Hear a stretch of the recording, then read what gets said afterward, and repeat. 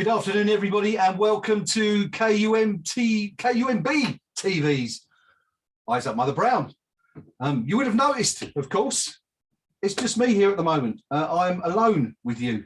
I'm hoping to be joined very shortly by Rio, who's going to be joining us momentarily. The rest of the gang are away today, so yeah, it's going to be slightly different today. Hopefully everything will go well. You are going to have to bear with me for just a minute because as I'm alone, I need to paste the links to the show, which I'd normally do while one of the other guys is taking you through the teams, but I'm going to have to do that while I'm talking to you here. So just bear with me for a minute and I'll get that done and I'll come right back to you. The teams are, of course, out for both West Ham and Leeds United this afternoon. I'll go through those in a minute, unless Rio gets here before I get the opportunity to do that. Just adding a couple of links here to the stream so everyone knows where they can find us. And then I'll be right back with you. How are you? Anyway, how is everyone? Are we good? So there's only six of us on the stream at the moment. So do let me know how you all are. Be good to hear from you. I hope you've all had a good weekend so far. Of course, there was a couple of games earlier, wasn't there, which we'll be going through as well at some point. But just going to add these links. Bear with me for just a minute.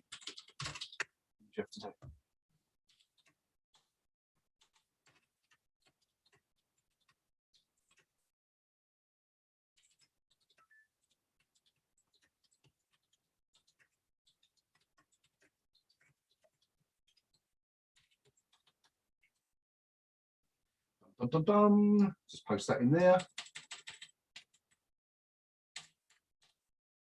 In case you're just joining the stream, I'm with you. I'm just alone at the moment, so I'm adding a few links around. I'm going to get that done and I'll come right back to you. So bear with me for just a minute.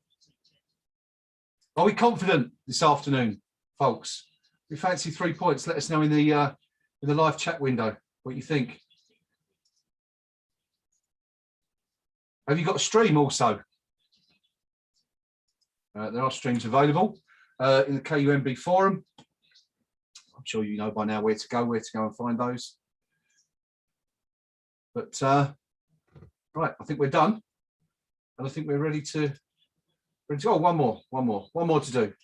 Got to stick one in the KUMB.com forum, and I'll be right with you. I can hear my stream coming through loud and clear already, which is a good sign. Just can't find it now. Where is it? Where's it gone? As you can see, we're on the ball here today. Where's my live stream? Where's it go? There it is. It's there. Excellent. Okay. There's a picture of a spotty-faced youth from Leeds. I can see on my TV, so that's a good sign. It means we've got the right game. We are about 7 or 8 minutes away from kickoff. Rio will be joining us very, very shortly. So that'll be myself and Rio taking you through the game this afternoon. As I said, let us know what your predictions are for the game. Put them in the live chat and we'll read those out. Join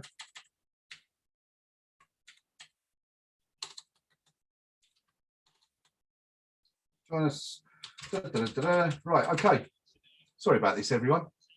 Very unorganised today. Right, let's just sort that out, and I think we're ready to go. Okay.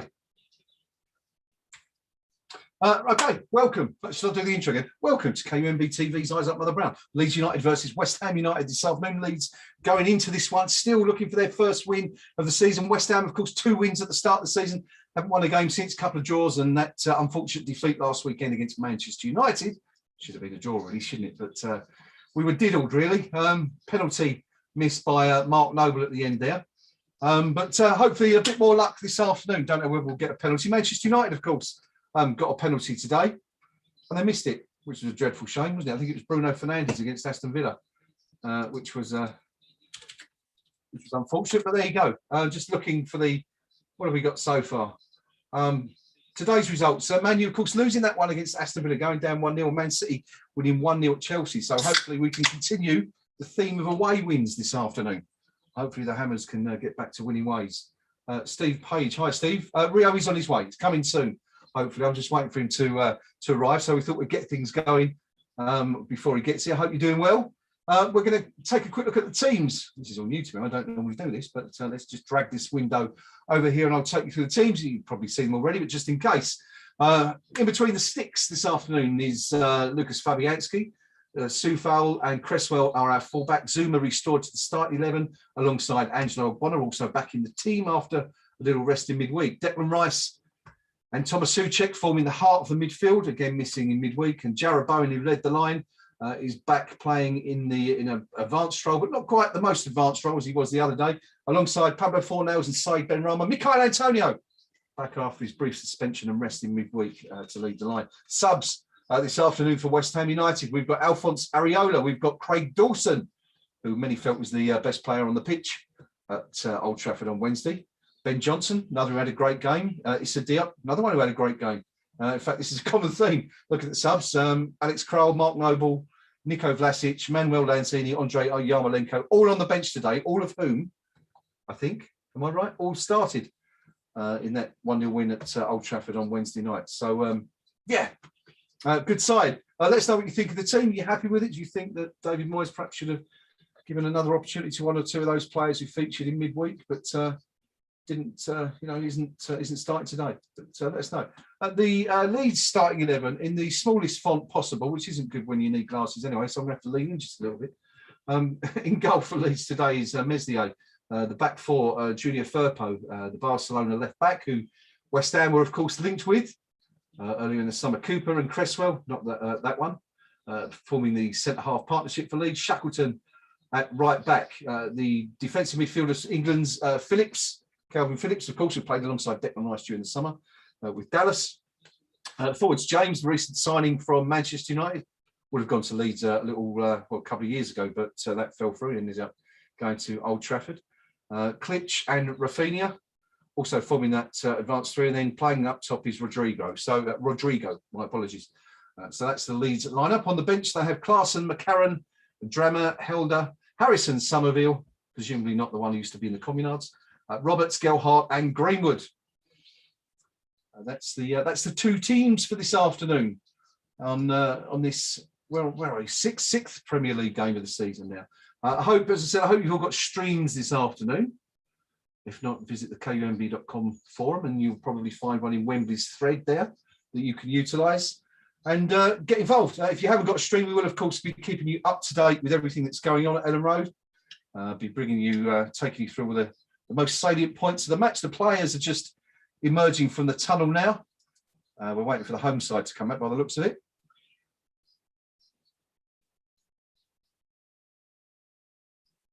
Excuse me, needed that.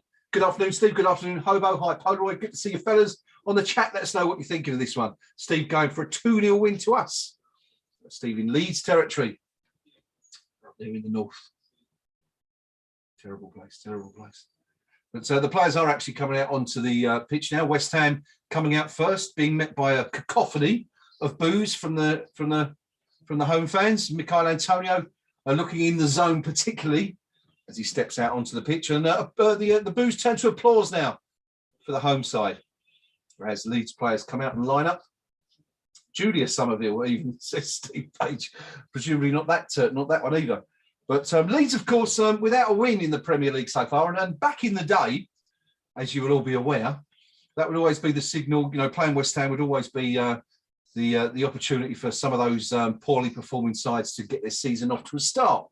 Up against the Hammers, things have changed now, or at least we hope they've changed, and hopefully that won't be the case today. West Ham, of course, we're going into this one with 2 wins, 2 draws, and a defeat from our 5 league games so far. But of course, 2 excellent wins in the cup so far. Wins at Dinamo Zagreb in the first Europa League outing of the season, and of course at Manchester United at Old Trafford Wednesday night. A fabulous performance from all the players. The Hammers currently 9th in the Premier League, which we would have been quite happy with, I'm sure, in years gone by. But I guess we've set our sights a little bit higher this year. So a win today could potentially take us up to around the 6th or 7th place mark, if all goes well.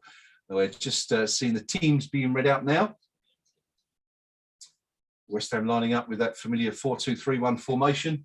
What have we got? What stream have we got this afternoon? I'm going to turn this up for a minute. All right, it's English commentary. I thought it might be an American stream, but no, I don't have English commentary. Not sure what you guys have got there. Polaroid saying nice lineup and subs bench this afternoon. 3-1 win to West Ham. That's the spirit. Bit of positivity.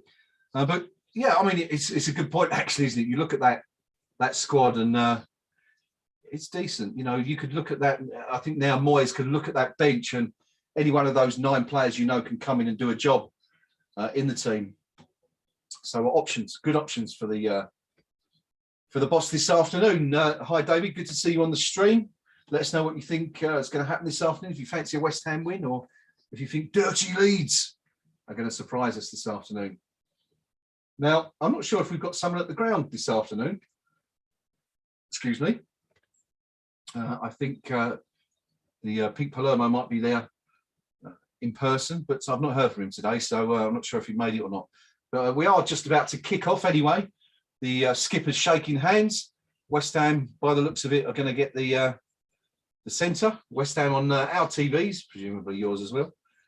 Kicking from right to left. The referee today, the match official, Kevin Friend, who of course has been involved in many West Ham games in the past. And let's hope he's a friend of the Hammers this afternoon. Matthew John saying Leeds to win, not a name I recognise. Matthew, are you one of ours or are you one of theirs? Let us know. But I suppose I should do my prediction, shouldn't I? I keep asking you guys for yours, but what do I think? Well, I'm terrible at these predictions. As anyone who watches this show week in, week out would be aware. I'm just going to pull my mic in a bit closer there, which I should have done before, really. There we go. That's probably better. You can hear me clearer now. Polaroid thinking that Fornells is going to run right this afternoon. Looked fantastic, didn't he, when he came on the other night at Manchester United and had a really, really strong season so far. Now, David Rourke going for a 2-0 win to the Hammers. I think we'd take that. And I don't know. What am I going to go for? The player's taking the knee right now, so we're pretty much ready for kickoff. Oh, I don't know. I'm not sure. We haven't got a fantastic record at Ellen Road, have we? But, of course, that was in years gone by when Leeds were a much stronger side than they probably are now. So, I don't know. I think I'll go for a West Ham win. Let's go for a 3-1 win. I'll go with Polaroid on that one. Fingers crossed. Fingers crossed. We're underway. The game is kicked off. As I say, West Ham are kicking from right to left on our TV screens. Long ball played diagonally towards the corner of the opposition penalty box to where Michail Antonio was surging, but it's gone all the way through to the goalkeeper. So Leeds back in possession. 25 seconds gone here in this big Premier League tie this afternoon. Of course, as I said, we've had a couple of games already, 2 away wins. Man City and Villa winning at Chelsea and Manchester United, respectively. Let's hope that the Hammers can give us a 3rd win here this afternoon. 3rd away win, that is, of course. The ball back in West Ham's possession. Aaron Cresswell with a throw on for the Hammers. Quick shot on the sidelines of Bielsa. Looking pensive and studious as usual. Making notes already. West Ham taking a short throw in just inside our own box. The ball played right the way back to Kurt Zouma, who is the furthest back for the Hammers at the moment, and moved out to Cresswell.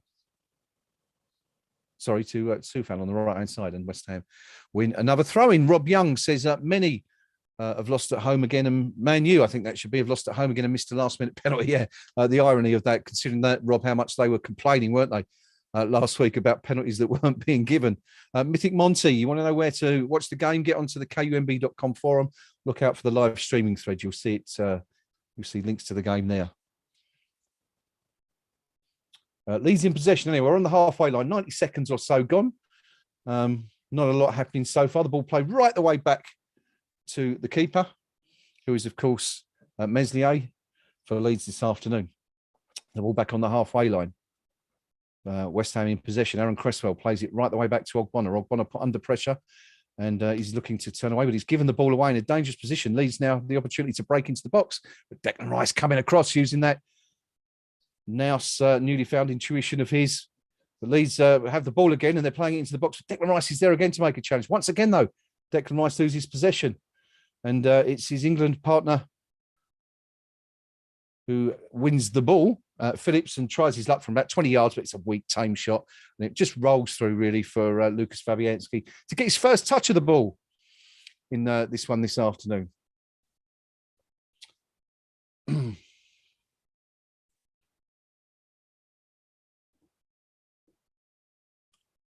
I should stress I've got quite a lot of background noise here.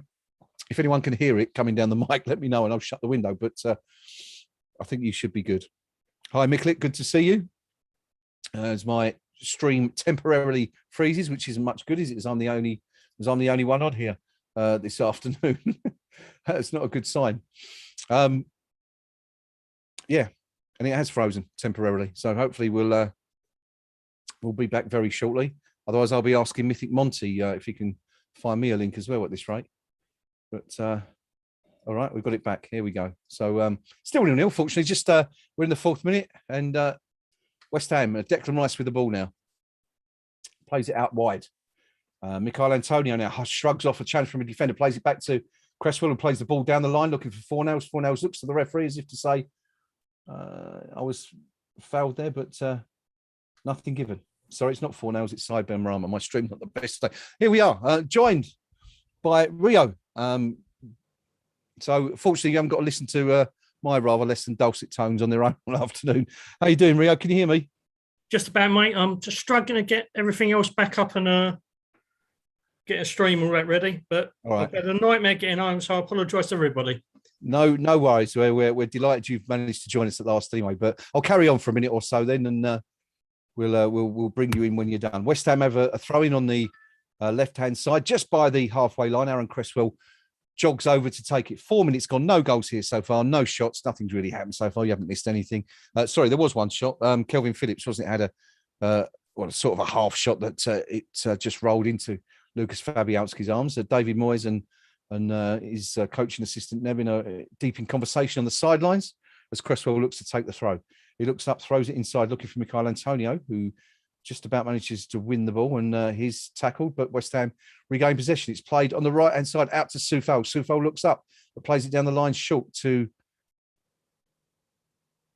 Jarrod Bowen, who plays a neat little 1-2. Michail Antonio surrounded by 3 white shirts there, but does really well to shrug them all off and finds Pablo Fornals in a slightly more advanced position on the right flank. Fornals pulls it back to Soufal. Soufal back in to Pablo Fornals, who's tackled. Loses possession. No call from his teammates there. And Calvin Phillips mops up, pulls it back to Meslier in goal. Leeds begin to build on the right-hand side. Now, 5 minutes gone. Leeds United 0. West Ham United 0. Rio, did you see have you seen the results from earlier in the day? We've just on the way back, we was looking online. We saw the reaction to the Bruno Fernandes incident, which, I'm half delighted and half bloody annoyed after what happened to us last week, but more on the delighted side. I've not seen it, but was it he who won the penalty? I didn't actually see who won the penalty. I just saw the actual incident when he took it. Okay. And what an actual strike that was. I've not seen it. What happened? He put it right over the top of the bar. Oh, it was it. Okay. West Ham breaking the box. Hang on, and Michail Antonio shoots. Oh, and it's inches wide. Sorry, Rio coming in there, but real chance for West Ham, and the ball was played out to the right side of the penalty box to Michail Antonio. Had time and space to shoot. Little 1-2 from Said Benrahma, who flicked it out, and Antonio in a position not dissimilar to where he scored against Newcastle on the opening day of the season, fires across goal, and Meslier, I think, might have got something on there. Yeah, it's a corner. It's a good save, actually. It's a good stuff from the keeper. So West Ham have a corner from our left-hand side, which means Aaron Cresswell is going to step up and take the outswinger. Hand goes up. Declan Rice goes to the near post. Delivered in. Ooh, and Leeds managed to clear it out, but it's not all the way outside. Benrahma regains possession, looks to play it into Cresswell. It's a poor ball. And Leeds managed to pick it back up. Still in their own penalty box. The danger's still not clear. Nice little turn by the defender there as Leeds are cleared out. They begin to build. So Man United and, of course, Chelsea beaten as well, Rio, at home to Man City earlier on this afternoon. Yeah, I thought it was a little bit of a shock. I had Chelsea down as favourites there because they just look extra classy this year. I really hate to say it, but Lukaku being up front has given them that extra little edge, which they've been sadly lacking. And But yeah, it's a good result for City, that, and opens up things for us a little bit as well, I think. Certainly does. Quite tight at the top, obviously. I mean, we've only played 5 games, but let's say I was saying we're down to 9th place as this one kicks off. So could definitely do with a win this afternoon just to keep, if we were win today, we'd only be 2 points behind Liverpool and Man City at the top there. And Liverpool, of course, still got the they're going to play. But, you know, I mean, we remain in contention, hopefully. But signs looking good so far. West Ham seem to have had the better chances, or the better of it so far. Though Leeds are busy, as you'd expect from the home team, with a full house behind them in the opening stages of the game. But Rio, have you seen the teams? I don't know if you've had the opportunity to look at the sides out there today. Yeah, thankfully, due to this bloody fuel crisis, which isn't really a crisis, it's just panic buying. Yeah, we've been stuck in traffic for the last hour and a bit, so I've had plenty of time to look at the teams line up today. Okay. What did you make of the West Ham side, as you expected? Pretty much as I expected. I thought the only kind of dispute might have been Ariola starting again, but Luke is obviously his number one choice, and as we discussed the other week, he's shown a lot of loyalty towards him, and you know you can't knock that. Yeah, I agree. I mean, you know, he does that, doesn't he? David Moyes tends to show faith in most of his players, unless they're having a real, you know, barren spell. But what's happening here? Kevin Freund having a word with Aaron Cresswell. Not quite sure what about. We're just seeing that there's been a goal between Leicester and Burnley. Leicester, no, they haven't. I thought that was going to be a goal. This is obviously an American stream I'm watching because they're going over the top. But West Ham beginning to break. Antonio going into the box, looking dangerous, pulls it back for Said Ben Rubber, who's curled one. Oh, I think he might have hit the post. Rio, where are you on your stream? What time have you got? Because we could be at different points. Okay, yeah. At the moment, on the temporary stream I've got at the moment, I'm about 7 minutes. And I'm just about to see that chance. And, yeah, that was a great chance. I'm sure Meslier got a little bit on that. Which one? Are you talking about the Antonio shot? No, the Ben Rama. Oh, the Ben Rama. Okay, yeah. It is a corner, so he definitely tipped it round the post. But two really, really good efforts for the Hammers so far. And Meslier's made two excellent saves. It's got to be said. I do have a little bit of a problem as well in the background. Right. Because my oldest son's back from university for the weekend. Is he? And his stream is a little bit in front of mine. Oh, and he's shouting his head off in the front room. Send him out. Send him down the pub. Bowen breaks down the right-hand side, plays the ball across into the box, and it sort of the clearance cannons off a couple of players, and Leeds do manage to get it out in the end, but it was a bit panic stations, really, for Leeds at that point. David O'Rourke saying, yeah, Meslier having a stormer, unfortunately, but let's hope that doesn't persist for the rest of the game. How long is he back for, Rio? He's going once I've kicked him out, if he keeps on going, to be honest. No, he come back. He had a wedding during the week.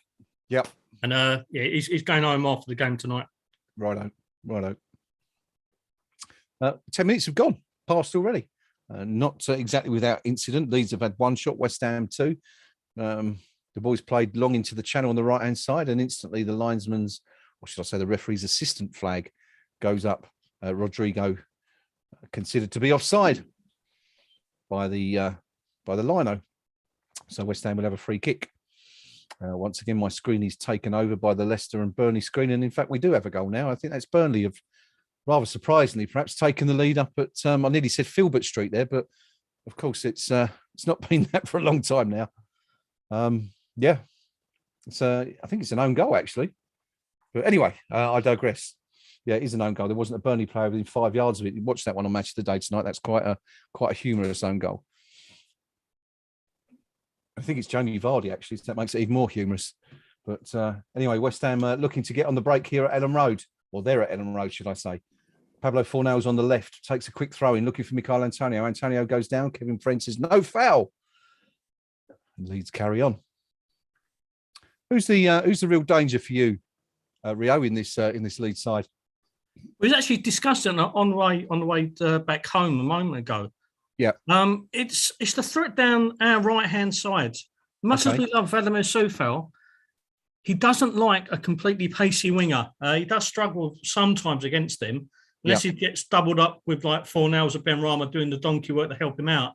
Mm-hmm. So Dan James and Rafinha could be problems today. We'll have to keep an eye on that one. But we've just seen Aaron Cresswell rather unusually go to ground, and he's very fortunate there actually, because he went in for a tackle, missed it completely. The Leeds player, I think it might have been Rodrigo, I'm not quite sure, carried on in towards the box, but fortunately the ball just gone out of play, and Otherwise, you would have had a clear run on goal there. But Aaron Cresswell doesn't do that often. But here's the move down the right-hand side you were talking about. Vladimir Soufal is running backwards as Leeds burst into the box. Declan Rice there once again. I get the feeling this is going to be an oft-used phrase this afternoon. That's about 4 times already Declan Rice has made an interception. Leeds do have a shot, though. Oh, and it's a good effort. And did Fabianski get a touch on that? The shot coming from about 20 yards out. Was it Dallas? I think it was Dallas who was given too much time and space on the edge of the box to pick his spot. And, yeah, Fabianski's actually made a fantastic save. That's going in. That's going in the top corner, I think, Rio. Yeah, very much so. Yeah. I've just caught up with that part. So I'm about 13 minutes into my stream. Yep. Very good save there by Fabianski. It's the kind of stuff we've got to kind of watch out for, because we all know that Bielsa's sides, like the counter, they've got plenty of ability. If we control the midfield, we should win this game, but we really can't afford to give them the time and opportunity, the space that they had in that particular section. Yeah, definitely. Leeds do have a resulting corner anyway. We're going to see the ball coming in from West Ham's right-hand side. It's delivered to the back post. Up goes Angelo. Sorry, it's not Ogbonna. That's Kurt Zuma, who heads it out, and it's a throw-in on the other side now by Leeds. Zuma orchestrating that defence there, as you would expect from an experienced player like the Champions League winner. But, it's been a tell, really, Rio, isn't it, of the 2 keepers so far. That's 3 fantastic saves they've made between them already. Yeah, very much so. It's a mark of both sides attacking intent and attacking ability. But, I mean, we've had our little doubts about Fabianski, but he made an absolute cracking save then. And we're forcing Meslier to do some work, and that's all we can ask. Now, they're not run-of-the-mill routine saves by any of the keepers so far. We've actually made them work and work really well. Definitely. Meslier has the ball now while I'm searching desperately for a Leeds forum on which I can view some comments. There we go. I found one now. Marching on together. Rio, I don't know if you can keep an eye on the KUMB.com forum, and we'll dip into there. Yep. I'm fully up to speed now. I'm fully 2 laptops, an iPad, and the iPhone. I feel like Jean-Michel Jarre. It's been a bit chaotic this week. Who's the bloke from Yes? Was it Rick Wakeman, wasn't it? He used to have all the keyboards as well, and ELP as well. They were known for that. But anyway, Leeds looking to get into West Ham's box. West Ham holding them off well. The ball is delivered an in-swinger, but Declan Rice is there again. We should have a button we can press, shouldn't we, really? It's recorded Declan Rice, gets in the way or intercepts. It would save us a lot of trouble. But standing up tall already, the Hammers skipper so far. Leeds, though, do have possession again on the left-hand side this time. West Ham keeping their shape, keeping nice and tight, nice and compact, not giving Leeds any options. And so Leeds are forced to come all the way back to their own half, to the centre half. And they look to build again, this time switching possession, switching play. Onto the right-hand side, West Ham again keeping their shape well. Leeds probing, looking for options. The ball delivered into the box, into the centre. At exactly the time. Oh, no, my stream is back. Kurt Zuma is there. Heads it down, finds Thomas Souček. What can the Hammers do? Can they break quickly? Not really. Aaron Cresswell with the ball on the left. Looks up, looks for options, plays it down the line for Michail Antonio, who's forced to put the ball out of play. Actually, I think it was Cresswell, the Leeds Cresswell, who was right in the back of him. And forced to play it, but the throw-in is wasted, and Declan Rice wins possession again, and the ball's cleared out for another Leeds throw-in. I think Rio, is that 5 or 6? I think Declan Rice interceptions already, and we've only played 16 minutes. Quite mad, really. Absolutely. I think instead of having a button we can press, I think what we should do is have like a Gotham City style Declan Rice signal that pops up and lights up the global stratosphere every time he does something. Yeah. Yeah, well, talking of Declan Rice, he's just picked up the ball 10 yards inside our own half, and he's gone on a foray, a surging run, a bit like the one he scored from against Zagreb. The shot was blocked in the end, and Leeds countered themselves, and Rafinha has actually just had a shot at the other end now. It really is end-to-end stuff here. And Rafinha cutting in from the right-hand side as Leeds countered. Unleashed a left-footed effort from about 22 yards. But again, it's easy for Fabianski straight into his hands. But Declan Rice there again. We've seen a lot more of him doing that, Rio, haven't we?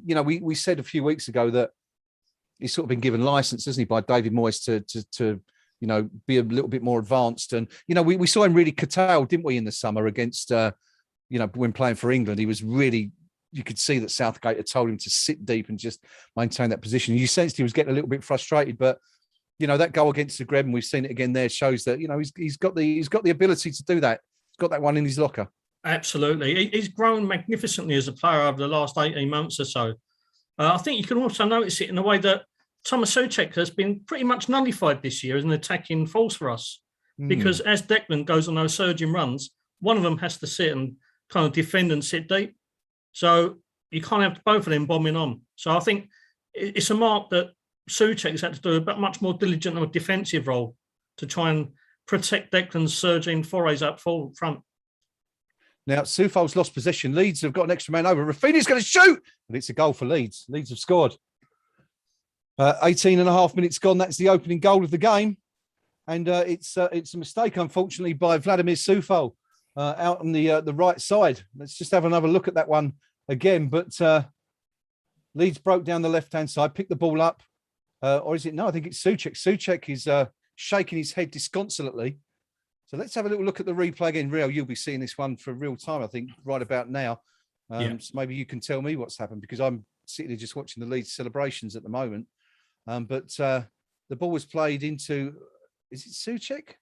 I can't make this out on my stream, but yeah, it is Souček. Souček concedes possession, and two players go over. It's played back to the edge of the box. Declan Rice thought he had it. It was a clever little ball into Rafinha's feet from Klitsch.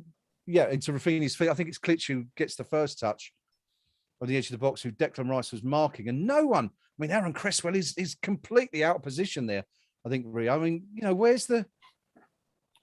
Oh, he's got acres of space for Rafinha, and I'm sure there'll be an inquest in the West Ham dressing room at half time over that one. But the Hammers a goal behind. Not the greatest start, Rio. No, not at all. As you say, very uncharacteristic lack of diligence by Souček. I've never seen him really get caught out like that before, but that was an absolute shocker. And as you say, as the play unfolded, he had so much space, it was unreal. I don't know where Cresswell was. He was even outshot on the camera. And I've seen the replay 3 times now, not to be seen. So, absolute shocker. I have to say that it was a great finish, because he hit it on the other side of what I thought I'd expect him to aim for, but tucked away very nicely by Rafinha. But yeah, on the back foot, we need to kind of regroup and get back to the attacking intent we showed in the early stages, but not a great goal to concede. No, not so. It's interesting because Michelet on the live stream, just a couple of minutes before that goal was scored, said that Cresswell was struggling. And I didn't see it, but we're just seeing Antonio turn and play the ball across the box. And Pablo Fornals is inches away from getting something on the end of it. Can't quite get to it, but it's a real. I mean, it was a routine throw-in that was played into the box to Antonio, who completely lost his man, played it across the box, but it was too quick for Pablo Fornals to react. And West Ham could have been level there within 2 minutes of going a goal behind. But I guess I mean, it's been pointed out. Tony Mitchell on the stream says that it's time again to prove this team doesn't fold. And maybe in years gone by, a West Ham side would have done exactly that, wouldn't they, Rio? But we've seen it. Newcastle, exactly the same happened, didn't it? But they managed to get back. And this is we're hoping it's a different West Ham team anyway. It doesn't look like it at the moment, because I'll just hold you for a second, because Leeds are in the box again, and West Ham at 6s and 7s at the moment, but managed to clear their lines. But yeah, I mean, do you get that sense, Rio, that you don't feel as sorry to break in again, but Pablo Fornals has just gone down with Said Benrahma. Apologies, my stream's not particularly clear today. It's gone down. It looks like a little elbow to the face. I think it's completely accidental. Let's have a look again. Well, I'm not so sure, It's a bit of a slap there in the face from Junior Firpo. I think he's got away without a caution, but let me know what you think of that one, Rio. Just come up now. I'm waiting to see the replay, but it looked pretty nasty in the first instance. Yeah. But yeah, as Benrahma's flicked the ball over his head, it is an absolute bitch slap. You just can't do that. No, I thought he was a bit fortunate there.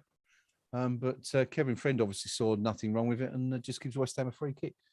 So the Hammers do have that free kick just inside the their own half. A goal behind halfway through the first half. A goal coming from Rafina after 18 minutes. West Ham caught out, Souček giving away, uncharacteristically conceding possession, and Leeds profiting from that. Mikel Antonio once again losing possession. That's 3 or 4 times now the ball's been played into his feet. Excuse me. But every time he's had a Leeds player up his backside managing to get a toe in, and they've obviously done their homework. They clearly see Antonio as the danger. But the same's just happened to Jared Bowen.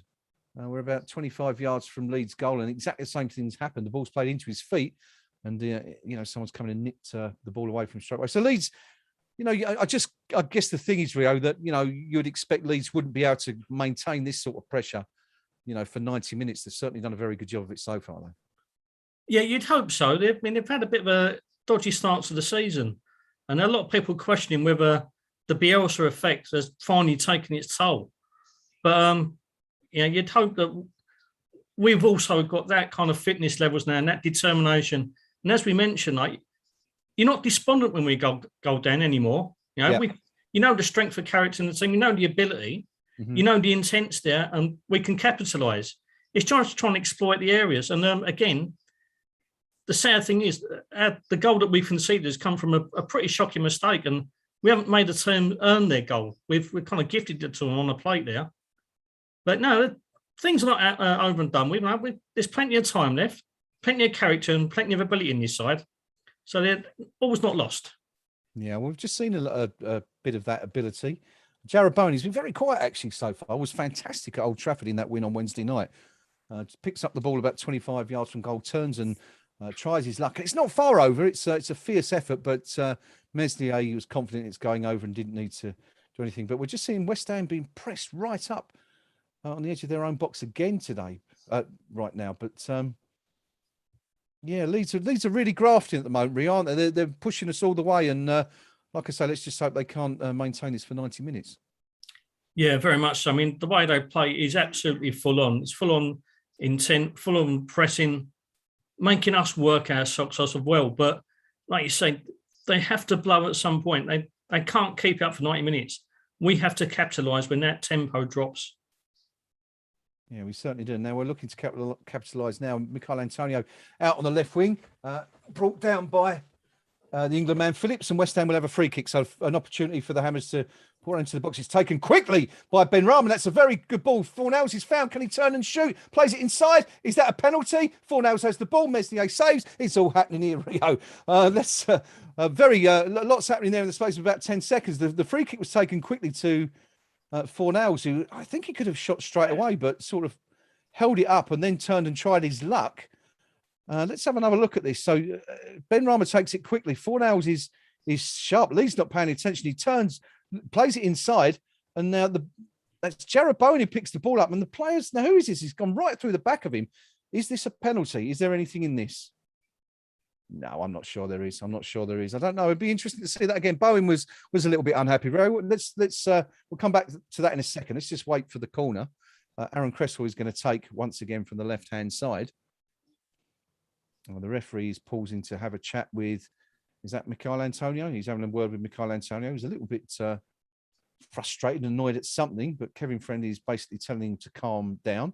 Also speaking to his marker there, explaining what he will and won't allow, no doubt, but a bit of frustration, I think, there from Mikel Antonio. But anyway, we're back with Aaron Cresswell, who's about to take the corner. Antonio still pushing his marker into the goal, but here's Cresswell. Going to be another outswing. Kevin Friend keeping a beady eye on what's happening between Antonio and his man there. I expect he's going to give a free kick. So played into the near post, headed clear, only as far as Ben Rahman, who plays it back to Cresswell. It's a little bit long, but he'll put the ball back across. It's charged down and sent straight back out for another corner. Rio, what did you make of that incident with Bowen while we're waiting for this to be taken? Anything in that? Not for me. I think he went down a little bit too easily for me there. I was more surprised that Fornals kind of checked back a little because I thought he should have taken it the first time. Yeah. Maybe because it was on his left side. Who knows? Yeah. But it's very clever play from Ben Rahman. Yeah. It's just a bit of a shame. But I think obviously the hand went up from the defender. He has touched Bowen, but not enough for her to go down in the way he did. Leeds are on the counter now from the corner, which broke down, and it's a quick break. I think Pablo Fornals might be getting a yellow card. He attempted a little tug back on the shirt of one of the Leeds players as he broke. Leeds have got a throw in, but Kevin Friend is having a word with Fornals. Fornals, yeah, he's going in the book for that one. No surprise, really. As the player attempted to run past him, Fornals didn't really, it was a nothing challenge. He's just completely taken Rafinha out. So the first player booked this afternoon, Pablo Fornals, no doubt, I guess Rio probably a bit frustrated about that miss a few seconds earlier. A little bit frustrated, and also I think a little bit of professionalism because after being caught out in the first half earlier on for their goal, we can't afford to go 2 down. So anything to stop the man getting forward that quickly. Not something you'd like to see, but you can understand why he did it. Good to see you, Jeff, this afternoon. Hope you're doing well. And everyone else who's joining us on the stream. Leeds have another corner anyway. We're in the 29th minute. It's on West Ham's right-hand side. Someone comes short. It's ignored, which drags Aaron Cresswell out.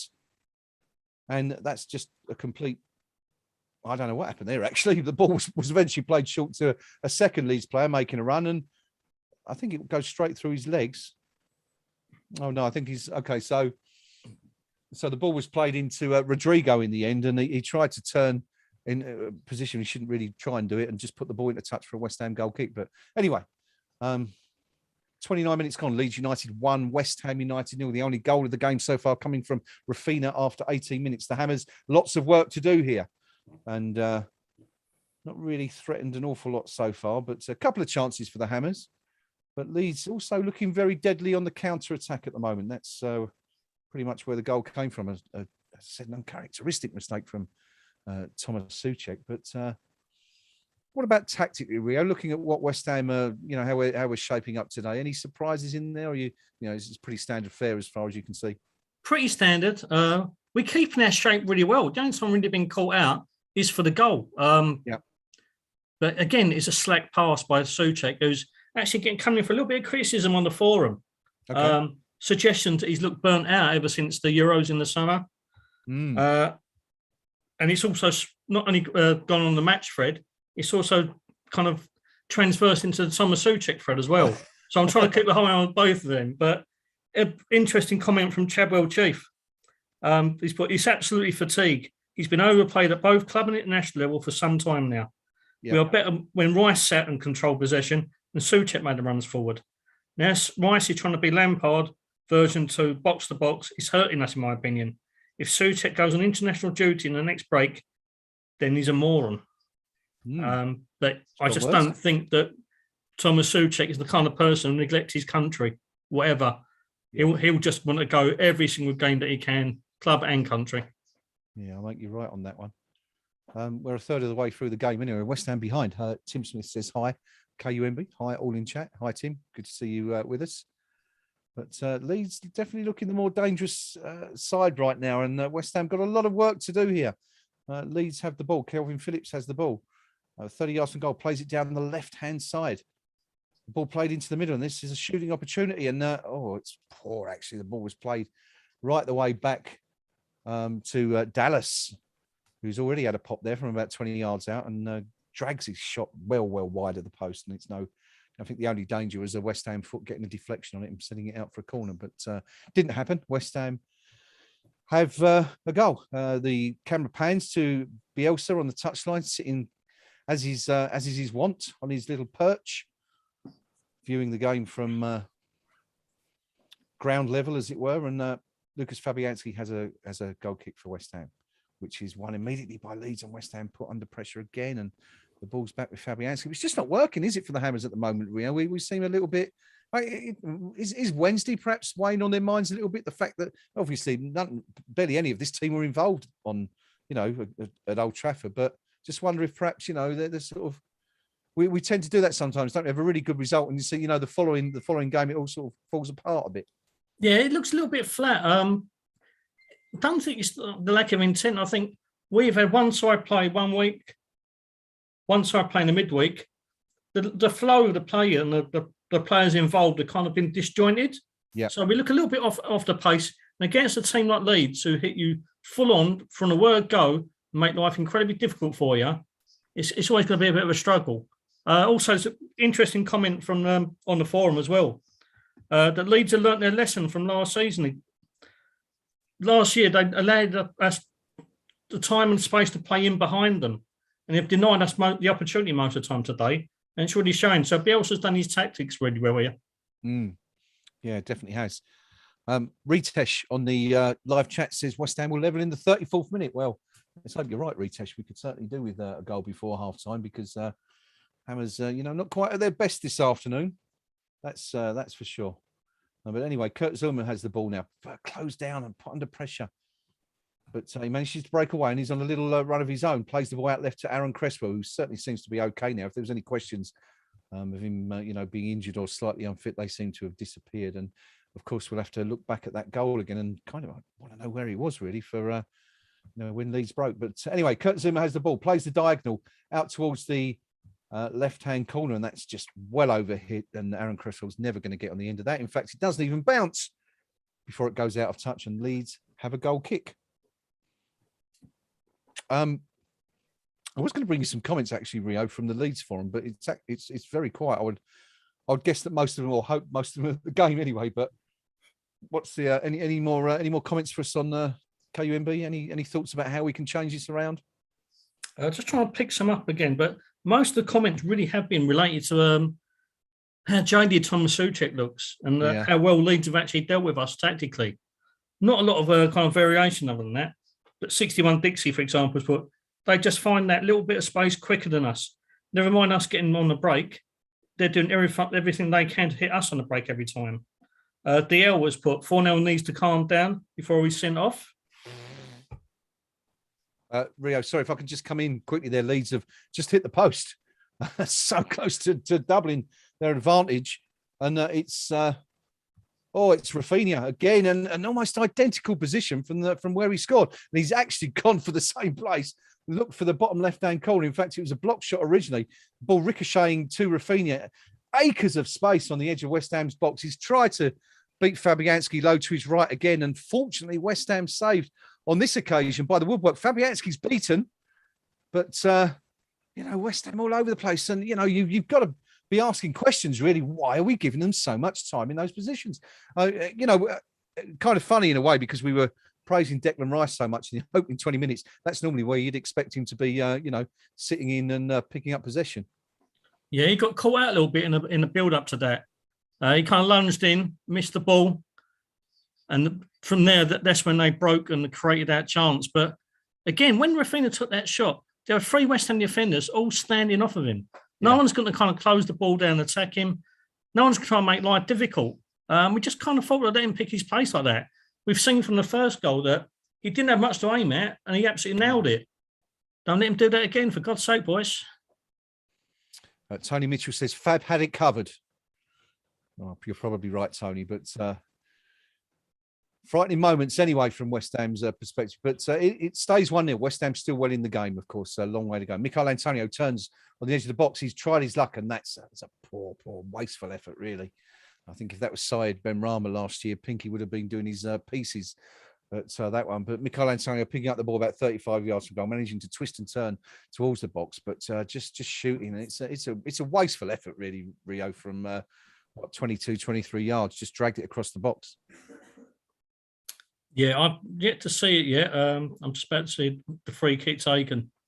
Okay. But yeah, no, if we're going to really work our way back into this game, every opportunity is a premium. We have to be more clever and more cute.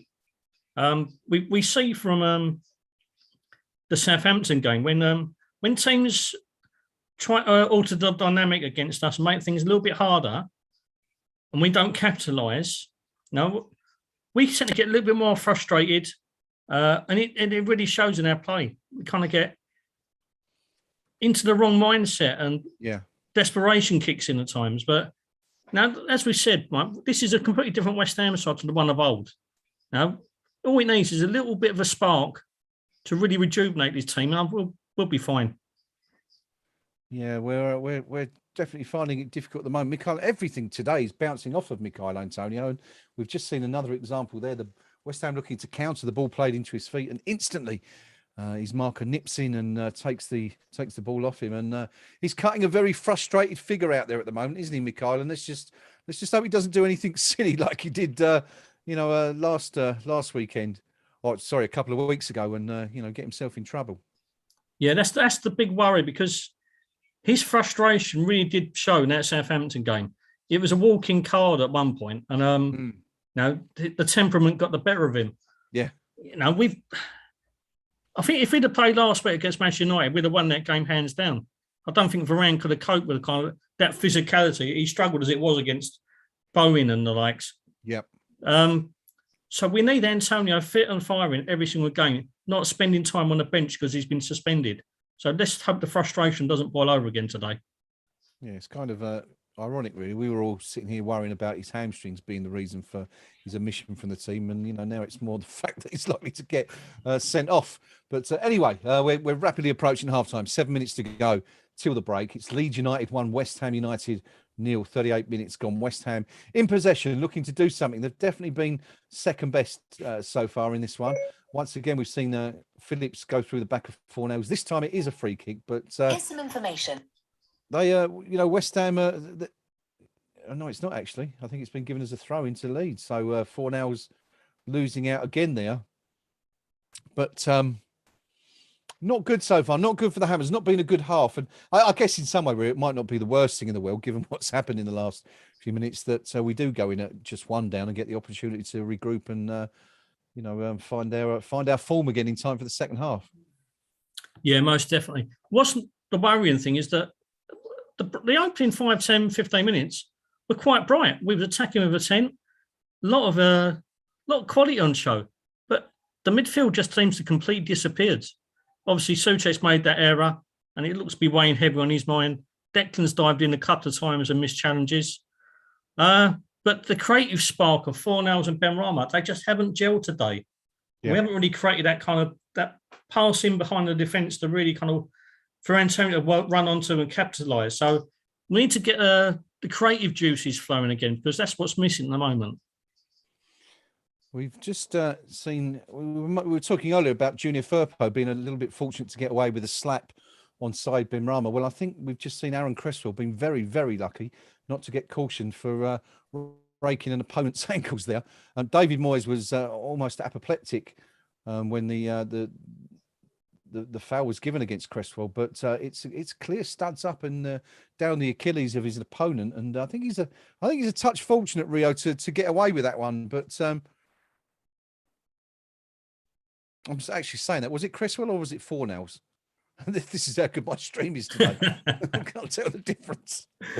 You tell me when it comes. I couldn't tell whether it was a 3 or an 8. But anyway, Leeds looking to break forward again now, and Souček's done really well actually to get a challenge in just as Rodrigo was about to pull the trigger on the edge of the box. But Leeds have got possession again. They're winning all the second balls at the moment. Ritesh, who was predicting a West Ham equaliser in the 34th minute, now saying it's going to be the 43rd minute. Perhaps he got his numbers the wrong way round the first time, but I'm beginning to wonder whether you really do know what you're talking about, Ritesh. Anyway, not quite the Yuri Geller that we thought you might be. But Leeds have possession again. It's on the right-hand flank, 20 yards from goal. Ball played down the line. They still have the ball. Ball played back, 20 yards from goal. Still trying to work it into the box. Ball played into the centre. This is the danger area. Rafinha again, that man with the ball, but this time he's closed down well. Forced to move the ball on. Leeds still in possession. Ball comes into the box. It's Klitsch again has got the ball. He's looked to play a clever back heel, but Thomas Souček's too wise for that one. And West Ham have the possession. It's launched long down the line from Vladimir Soufal towards Mikhail Antonio. He's the only player in the Leeds half. Only player outside of... well, everyone else is about inside West Ham's opening third, but ball cleared back. But West Ham have possession again. Aaron Cresswell breaking down the left, looking for options, calling for assistance. In the end, forced to play it back to Declan Rice. Declan Rice going towards goal, now looking for options himself. Plays it out left. Aaron Cresswell, this is dangerous. Looks to play it in, but the cross is blocked immediately. Once again, it breaks down. The ball hoofed clear. And Kurt Zouma has the ball again. West Ham will once again build from the back as we approach the 42-minute mark. Leeds still holding that 1-0 lead. Of course, they did hit the post as well. Could have been 2-0. Had other opportunities. West Ham now looking to break on the left. Ball played to Cresswell, played inside to Ben Rama. Ben Rama pulls it across goal. Dangerous, looking for Antonio. And Antonio just can't get on the end of it.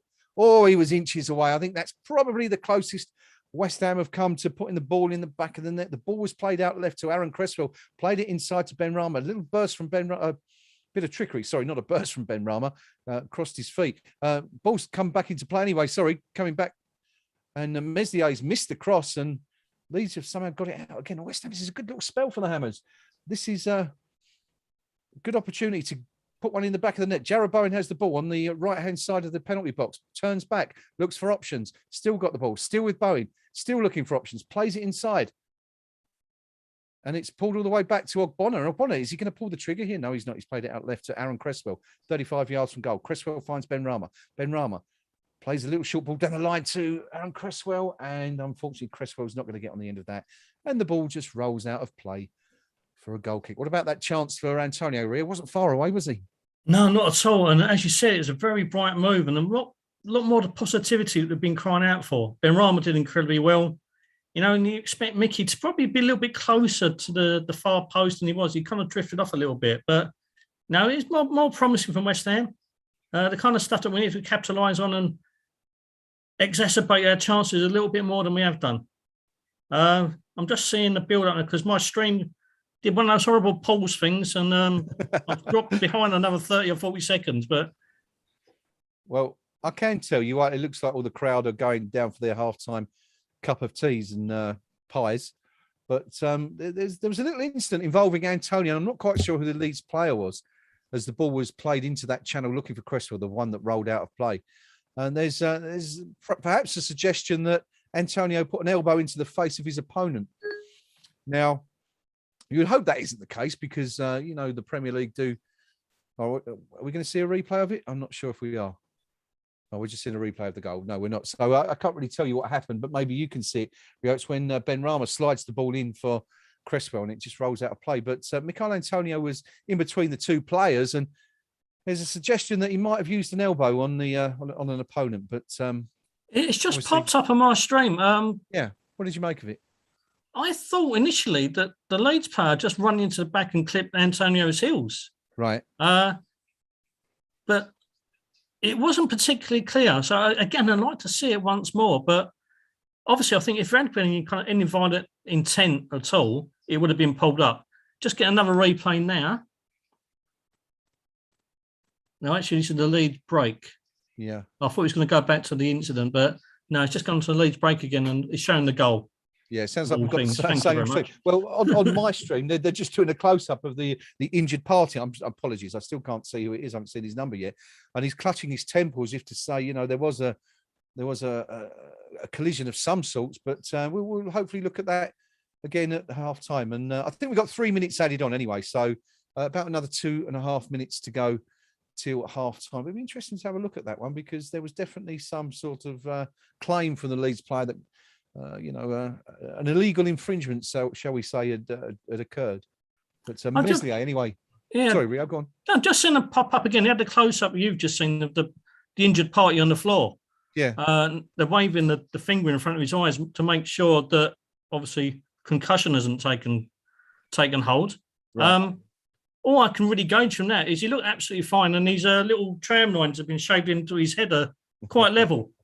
That's all I can really gauge. I mean, he didn't look particularly dazed or confused, but the tram lines down shaved in the side of his head are spot on level. I think the physios determined from that. Rafina, I think it was the player involved there. Anyway, another talking point that we can go over at halftime. West Ham really, not getting into their stride so far. It looks like we're going to have to wait until the second half for that to happen. We're in the final minute of added on time at the end of this first half. My apologies. That fizzy drink not doing me any good there. Ball play back to Lucas Fabianski. Immediately closed down. And he's absolutely furious, Fabianski, with the back pass. He's screaming at his defence. It's Rafinha, I think, is it Rafinha or Rodrigo? Who's closed him down and put a challenge in. And, well, I mean, that could have gone anywhere. It's good work from the Leeds man. Rafinha it is.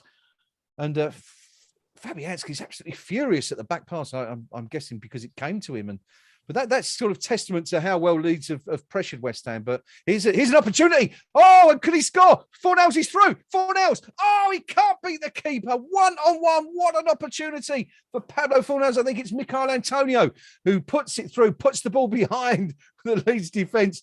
Our Spanish genius is away. He's in the clear. All he's got to do is beat Meslier.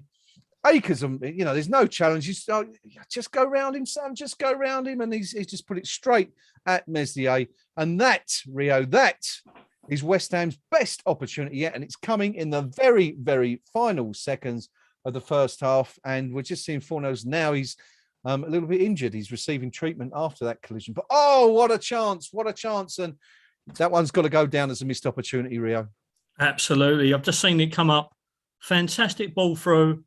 And the form that Pablo's been in front of goal since the tail end of last season, you expect him to absolutely bury it. But keeper's done well, come out, made life difficult. But Pablo, in these kind of games, you need to finish them, mate. You really do. Yeah, best chance of the half for West Ham. And, that could have changed it, couldn't it? If West Ham had equalised there, that, the boost that would have given the Hammers at that point would have been incredible. I think his final touch just before he let the shot off took it away from him just a fraction too much. Yeah. And if he tried to take the actual shot, he was stretching a little bit, and he not on the balance he would have liked to have been. But yeah, what an opportunity. Meanwhile, Michelet is getting pelters on the live chat for repeatedly referring to Forlands instead of Fornals. But anyway, play continues. We're now played 4 minutes of added on time. 3 were indicated. Declan Rice has the ball on the edge of the Leeds box. This will be a last opportunity for West Ham. Jarrod Bowen knows he's got to get it in. Can't find an option. Plays it out wide. Ball comes back to Bowen. Can he get the opportunity wide? Bowen lines one up. Shoots! Oh, and it's whistled past the far post. That will be the last opportunity in the half. But West Ham coming close there, Rio, at the end of the half. I mean, that's looking at that. That's exactly the sort of situation you want to put Andrei Yarmolenko in on his left foot.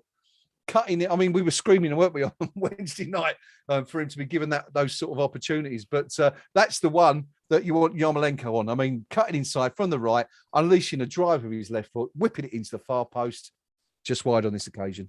Yeah, again, a very nice move by us. But like you said, it just feels the wrong person. Yeah. But what a move, what a strike. And, the last 3 or 4 minutes of this half, we've actually kind of upped our game. We're showing some real intent here. A little bit of tinkering at half time, I think, probably in order.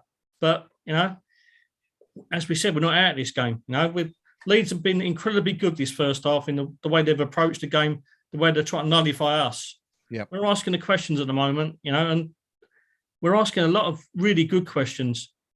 All we need is that final clinical edge. Yeah. That is the halftime whistle. Anyway, it's gone. Leeds United go into the break, leading West Ham United by 1-0. The only goal of the half coming in the 19th minute. Rafinha scoring from around 20 yards from a Thomas Souček mistake, something that we don't often say on this stream. But better as actually, I think that was quite an entertaining first half. All right, we're going in behind, but it was end-to-end stuff, wasn't it? 2 teams that like to play football and maybe aren't overcautious defensively. But good stuff, really. And, as they say, the neutral will have enjoyed that anyway, even if, we're not particularly happy at halftime. It's very much like the game last Sunday, isn't it? It's an absolute cracking game of football. Take away the kind of the bias that we have and the desire we have for our team to win. Yeah. As you said, any neutral would have enjoyed this game thoroughly today. Yeah. End-to-end stuff, a lot to pick out. And... either side can go on and win this. Yeah, I mean, you certainly don't feel that, West Ham are out of this game by any means. And showed enough there really at the end, didn't we, Rio, to show, 2 really, really good chances. Or actually, I mean, there was 3 really good chances at the end. And, the last few really, I mean, 36 minutes, Antonio had a shot that dragged across goal. Wasn't a particularly good opportunity, but, it's probably the start of that little spell of West Ham dominance. And then 42 minutes, the Ben Rama cross that was just missed by Michail Antonio at the right post. And then goes the big opportunity. Pablo Fornals. What should he have done, Rio, in that situation? Do we think he should have, showed a little bit more composure and perhaps gone round the keeper? Yeah, I think the player of his ability, he should have done really. But right. I said, I think his final touch before he got the shot away, he just had a little bit of a heavy touch and he kind of ran away from a little bit, leaning backwards. Wasn't as clean as he would have wanted it. But again, I'm going to repeat myself once more. The form that he's been in front of goal for club and country since the end of last season, you would have expected better from him. Unfortunate, but again, maybe it's the fact we're lacking a clinical, natural striker, someone who would have actually buried that. He would have been completely assured. Instead, it's an attacking midfielder. I hate to say it, at times that's been a bit wanting in front of goal, but not in recent weeks. Yeah, definitely. Well, what do you make of? We saw Michail Antonio have a couple of opportunities, a couple he didn't quite get on the end of, a couple of pretty weak shots. But what do you make of his performance so far today? I mean, he was absolutely immense up until there it is again. Sorry, that win up until Southampton, wasn't he? But he's not really been at the races today, has he? I think Leeds have defended him incredibly well. Spot on. They've muscled him out at times. They've been really niggly at the back.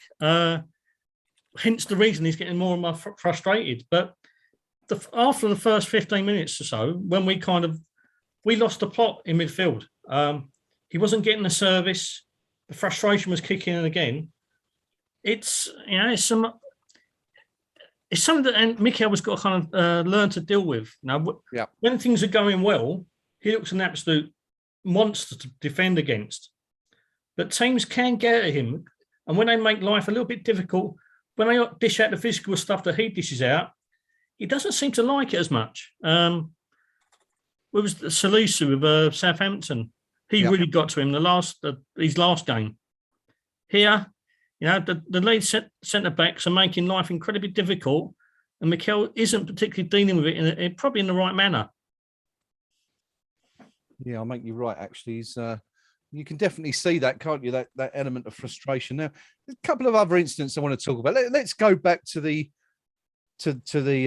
goal first of all. 19 minutes gone. Rafinha found himself in absolutely acres of space on the edge of the West Ham box after Thomas Souček conceded possession in that position on the right-hand side there with West Ham sort of caught out.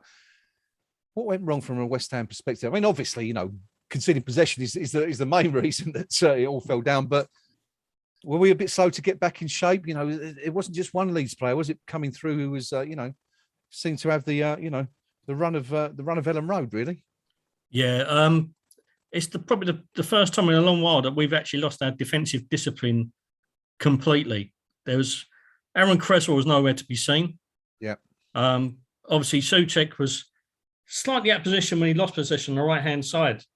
So it's down to Declan only. They're trying to cover every single Leeds player that was advancing, and obviously you can't do it. But Rafinha had so long to pick his spot, and as I said, he didn't go for the obvious place to try to take that chance. I would have thought he would have gone for the right-hand side, his right-hand side, put it low in the corner in the top right-hand. Yeah. But no, he kind of checked back, bottom left-hand corner, fantastic finish. But West Ham defenders have stood off for quite a few times today. Yeah. And it's very uncharacteristic the way we've been defending over the last few months. It hasn't been good at all at times. There's a couple of comments on the forum that Kurt Zouma has been out of position defensively, and he needs to work on his game management. A little bit harsh, I thought, but I can see where it's coming from because both him and Bonner have been wanting in terms of closing down Leeds forwards, making life difficult. We're standing off far too much, and against a side with Leeds' ability on the counter attack, we can't do that. We can't afford to do it.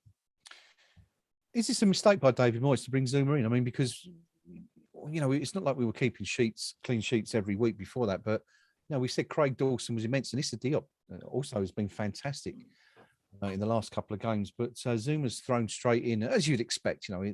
This is a player of some pedigree, of course, that we've brought in here. But Is it perhaps a question of he's taken a little bit of time to gel with Angelo Ogbonna and, sort of get on the same wavelength perhaps? Or, just one of those things, just a one-off incident? I think it's a mixture of the pair, to be honest. Right. New to the team. He's done incredibly well. I think we had a great game against Manchester United. He looked very assured in the European game. But it's only 2 or 3 games into his West Ham career. Mm-hmm. It's going to take time to gel. We've chopped and changed over the last few games as well, which, again, doesn't help with the cohesion of the defensive unit, does it? Yeah. So, why he's in there. He's got that experience. He's got that pedigree. He's also got a rather expensive price tag, which, you can't expect a club like us. We're still not at that stage where we can afford to spend 30, 40 million pound on a player, or let's put it this way, on 2 players and have them both sitting on the bench. Vlasic is on the bench today, mainly because we have got the more attacking options available nowadays. Yeah. But defensively, we look suspect most of the season. And Zuma, as we said, comes with that pedigree, that quality. And you hope you would be the more reassuring factor at the back alongside the experienced Ogbonna. But we've not looked quite the full ticket today defensively. I thought the weakness, as I mentioned at the start when I came on, would have been Soufal. It's not something I say lightly because Vladimir is a terrific player, terrific engine, gives everything. I just think sometimes he can be a little bit exposed against a little bit of pace. But it's come from elsewhere. And it's a little bit of a shock, but no, we've got the players who can deal with it. Do you think there's an element of shades of Schemmel with Soufal? That fantastic first season and then the sort of the sophomore season not quite as effective? I think it's a bit too early to call. I don't think so. I think he's a class above what Sebastian Schemmel was. Sure. I just think that with Vladimir, he's had, like we were saying about Souček, he's had such an absolute deluge of football. He's not had a break since he joined us. He's gone straight into the Euros. They've had a decent run there. He plays every single minute of every single game. Mm-hmm. And obviously, Ryan Fredericks picking up this little injury isn't going to afford him that little bit of a break that he needs with us. So, I mean, you would expect him to sit out on Wednesday night, 90 minutes rest again, but instead he's been thrown in when he really could have done with a break, a little bit of freshen up a bit. But now he's one of these players who'll never give up, never quit. He'll give everything for the team, but the engine, much like the fuel crisis, is running a little bit dry at places. But moving on, the next main incident of that half was sort of an off-the-ball incident in a way. Both you and I felt that it was a little bit naughty, actually. I'm referring to the incident involving Junior Firpo and Said Benrahma, where I think both you and I felt that it was a bit of a snidey slap, you might say, and probably deserving of a caution at the very least. Definite caution for me. Ball's gone past him. His arm went from a semi-natural position into a kind of. It's like watching one of those old war films, wasn't it? When the old Gestapo officer gives the old. He went for the full-on face, the full-on German slap. He went bang like that, and how it didn't get picked up, I don't know. But it was cynical to say the least. Yeah.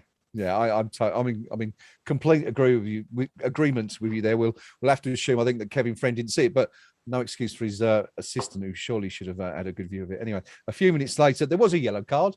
Pablo Fornals booked for a shirt tug, which kind of, I don't know if perhaps that was the first frustrating moment of his half, but he's had a few. But no arguments with that one, really, have we? No, definitely not. One for the team, I think, is the old adage. Had to be done. Yeah, well, I mean, it had its,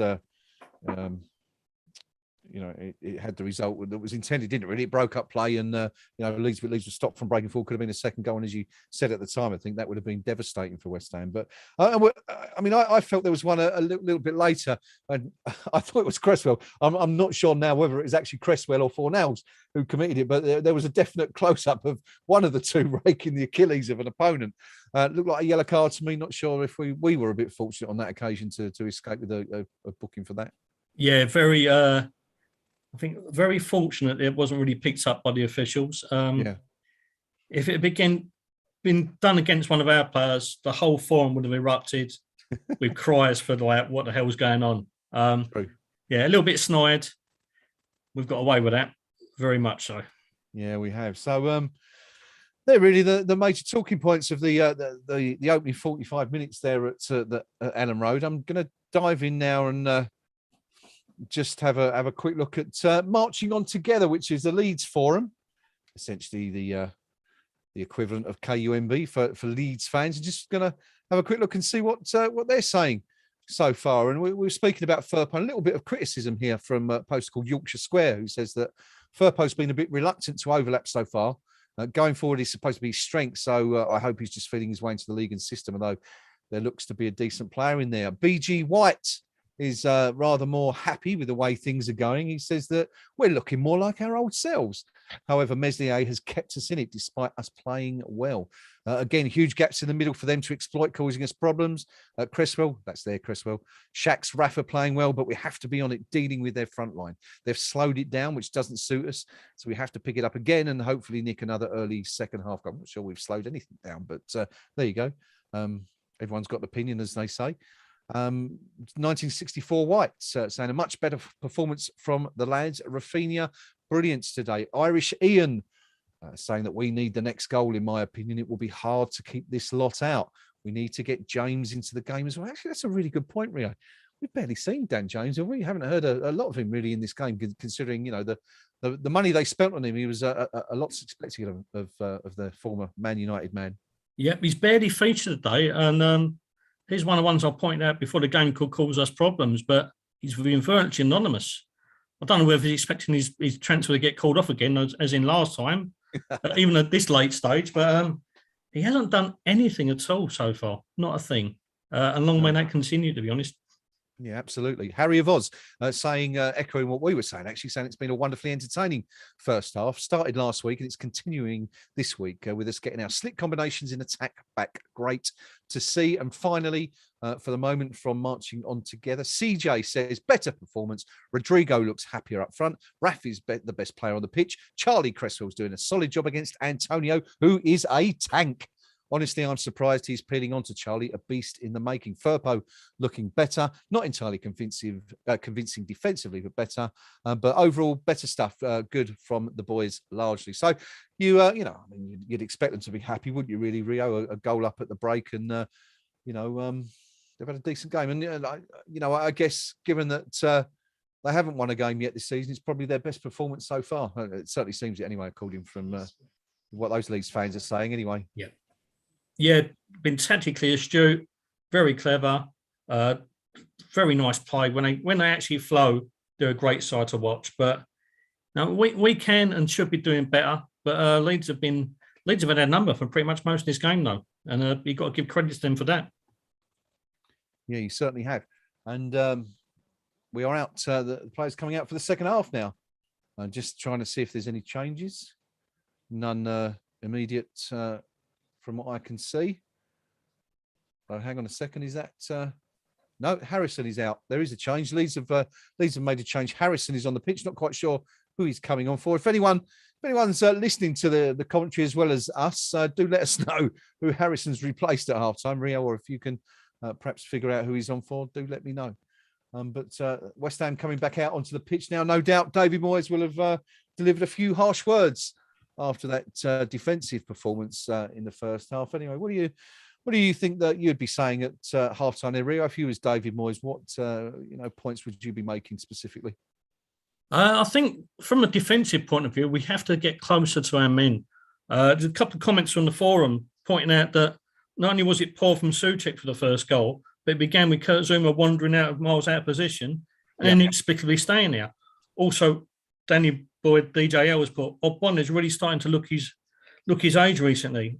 He's casual as anything for their goal. So we need our centre-backs to be much more disciplined, much more tight, much more controlling. But you also need to kind of work on getting our more attacking and creative players into the game as we did towards the end of the first half. Yeah. Now, once you feed the likes of Ben Rama, Fornells, we look a completely different side. When we ask the questions, rather than the questions being answered of us, real good side, but we're just not showing it in the way that we should be. Yeah, totally agree with that. Well, let's hope that things improve in this half now. We are underway. Leeds United 1, West Ham United 0.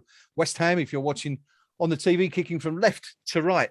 And we've just seen Angelo Ogbonna nip in and try and win a ball very high up the pitch on the halfway line and loses possession. It's played straight back over his head. But fortunately, Aaron Cresswell is there to deal with that one. Where are you, Rio? Are you on the kicks off now? 45-30 I am at the moment. Oh, okay. Well, we're a bit closer than we were, I think, in the first half. I think there's about 15 seconds between us now, so that's a bit better. But anyway, it's a free kick to West Ham. Soufal winning a free kick after the Leeds player was penalised for Harrison. It was the substitute. Have we figured out? Anyone know who Harrison's come on from? It's James. It was James. Yeah. Interesting. I wonder if that's an injury or whether that's just a tactical switch. But no, we were just saying, weren't we, that he hasn't been at his best so far. But yeah, no surprise, really, I guess. No surprise in terms of performance, but the way that Leeds kept their shape and the way that they worked us and made life incredibly difficult, I would have been looking to make any particular changes at that time. You know, he's one of these enigmatic players who can float in and out of games. You might have come on for the second half and been a completely different player, but yeah, I've got a feeling that could be down to might have taken a knock or something, because I certainly as a manager wouldn't have made any changes at this stage.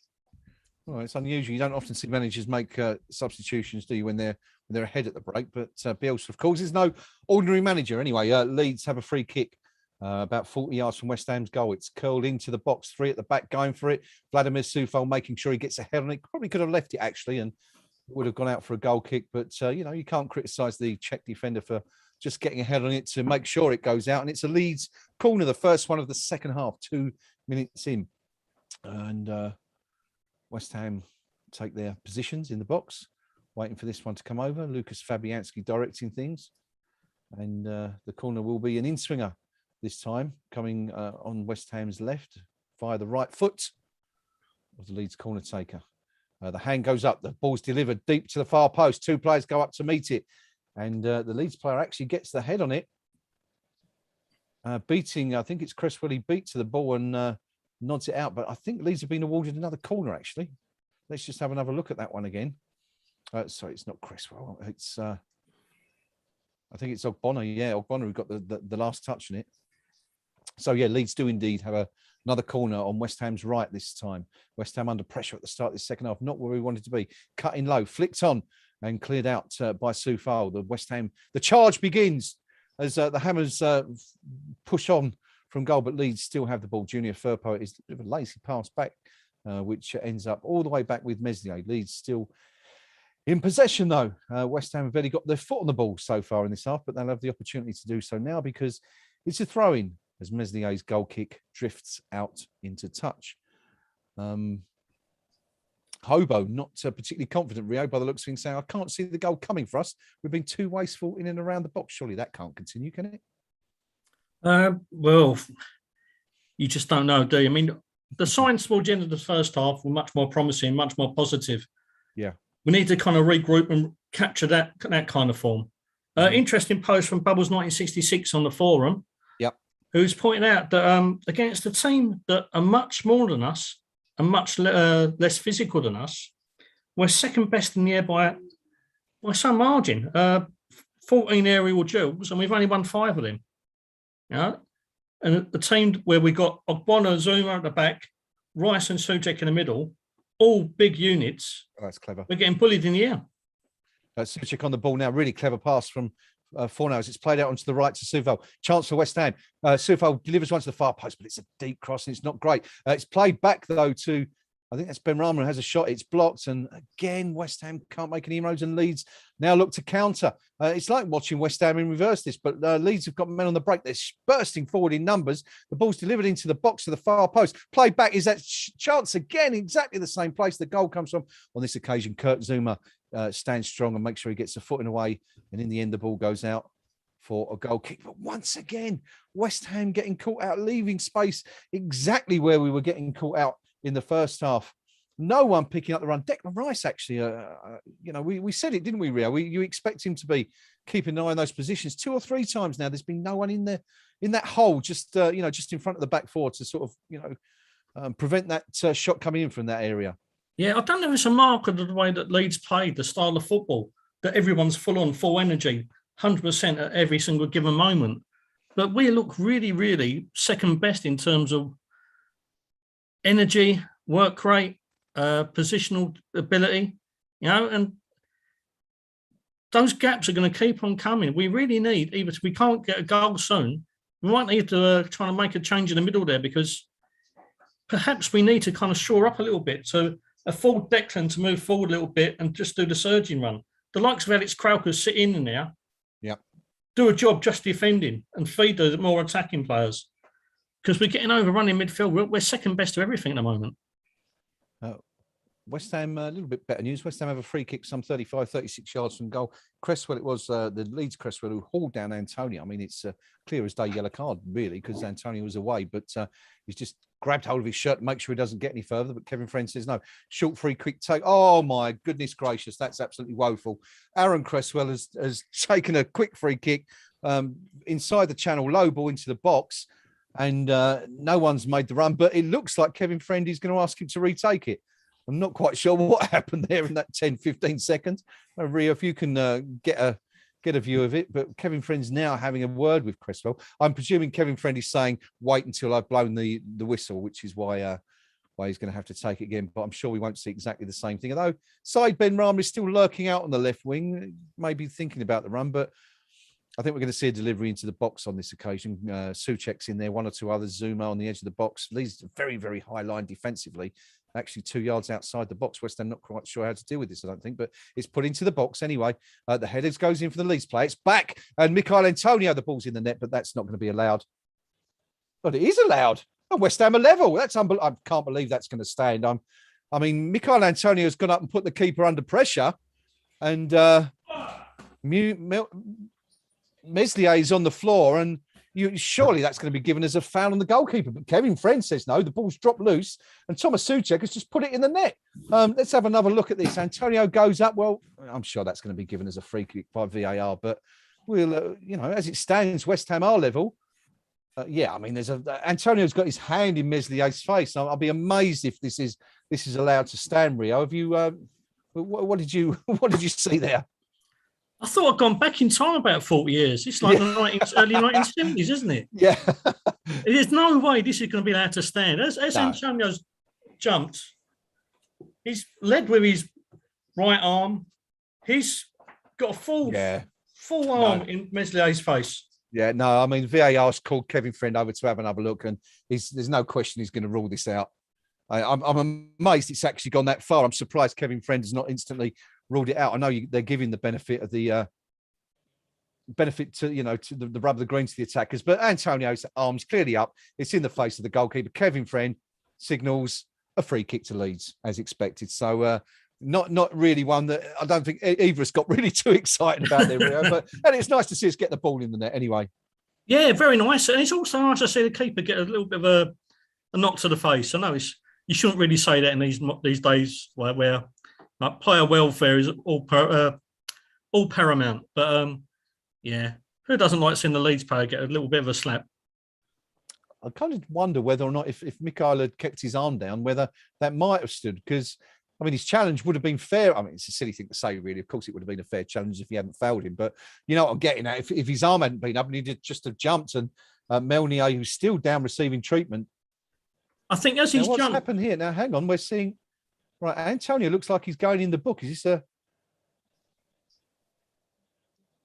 right, I think so. I think what's happening here, it looks like Kevin Friend is actually booking Antonio. Now he's looked at VAR. I think he's actually booking Antonio for the challenge, for the foul, which seems incredibly harsh if that's the truth. But whatever the reason, Antonio is in the book. It's got the Leeds fans up, and they're in a frenzy, and they're having a thoroughly good time up there in the crowd at the moment. But so Antonio is the second player in the book, and he looks a little bit perplexed. And Meslier still receiving treatment. He's got, I don't know what that is. He looks like a bit of paper mache stuck to the side of his face. But it's all happening at Ellen Road anyway. But it's still, after all that, Leeds United 1, West Ham United 1, West Ham United 0, Rio, sorry.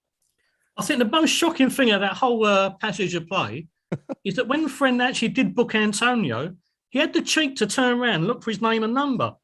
Yeah. How can you not recognise Mikel Antonio? You know, he's 5'11", a pure solid muscle, and let's face it, he's a bit of a dodgy Barnet as well. So why do you need to check the back of his name, the back of his shirt with his name and number? Yeah, it's a strange one, but I mean, all it served to do in the end is just get the Leeds fans going, which is probably not what West Ham want, but we've just seen Jared Bowen going a little bit late, and that's a free kick.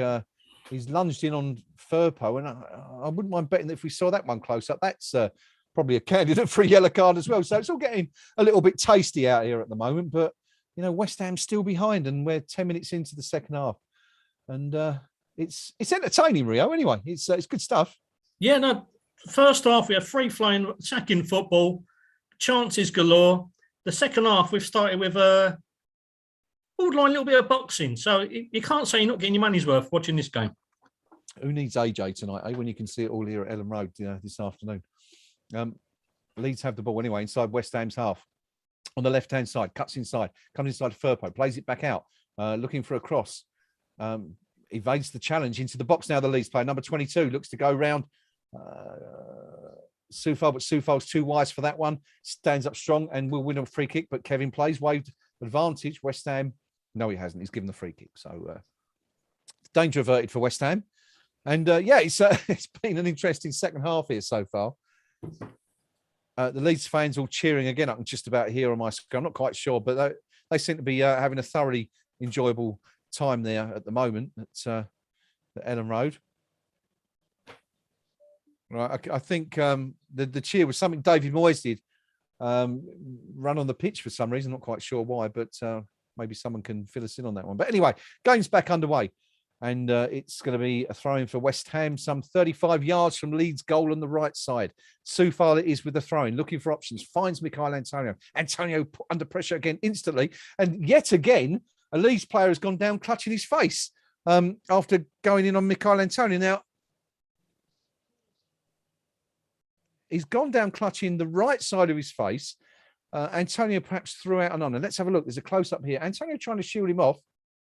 Oh, that's ridiculous. He's not even touched him. Absolutely not even touched him. So it's Cooper, the Leeds number 6. And so Mikel Antonio's left arm has actually come round. He's pushed Cooper on the shoulder, and Cooper has gone down clutching his face. That is absolutely disgraceful behaviour, and he knows it. But West Ham have a free kick anyway.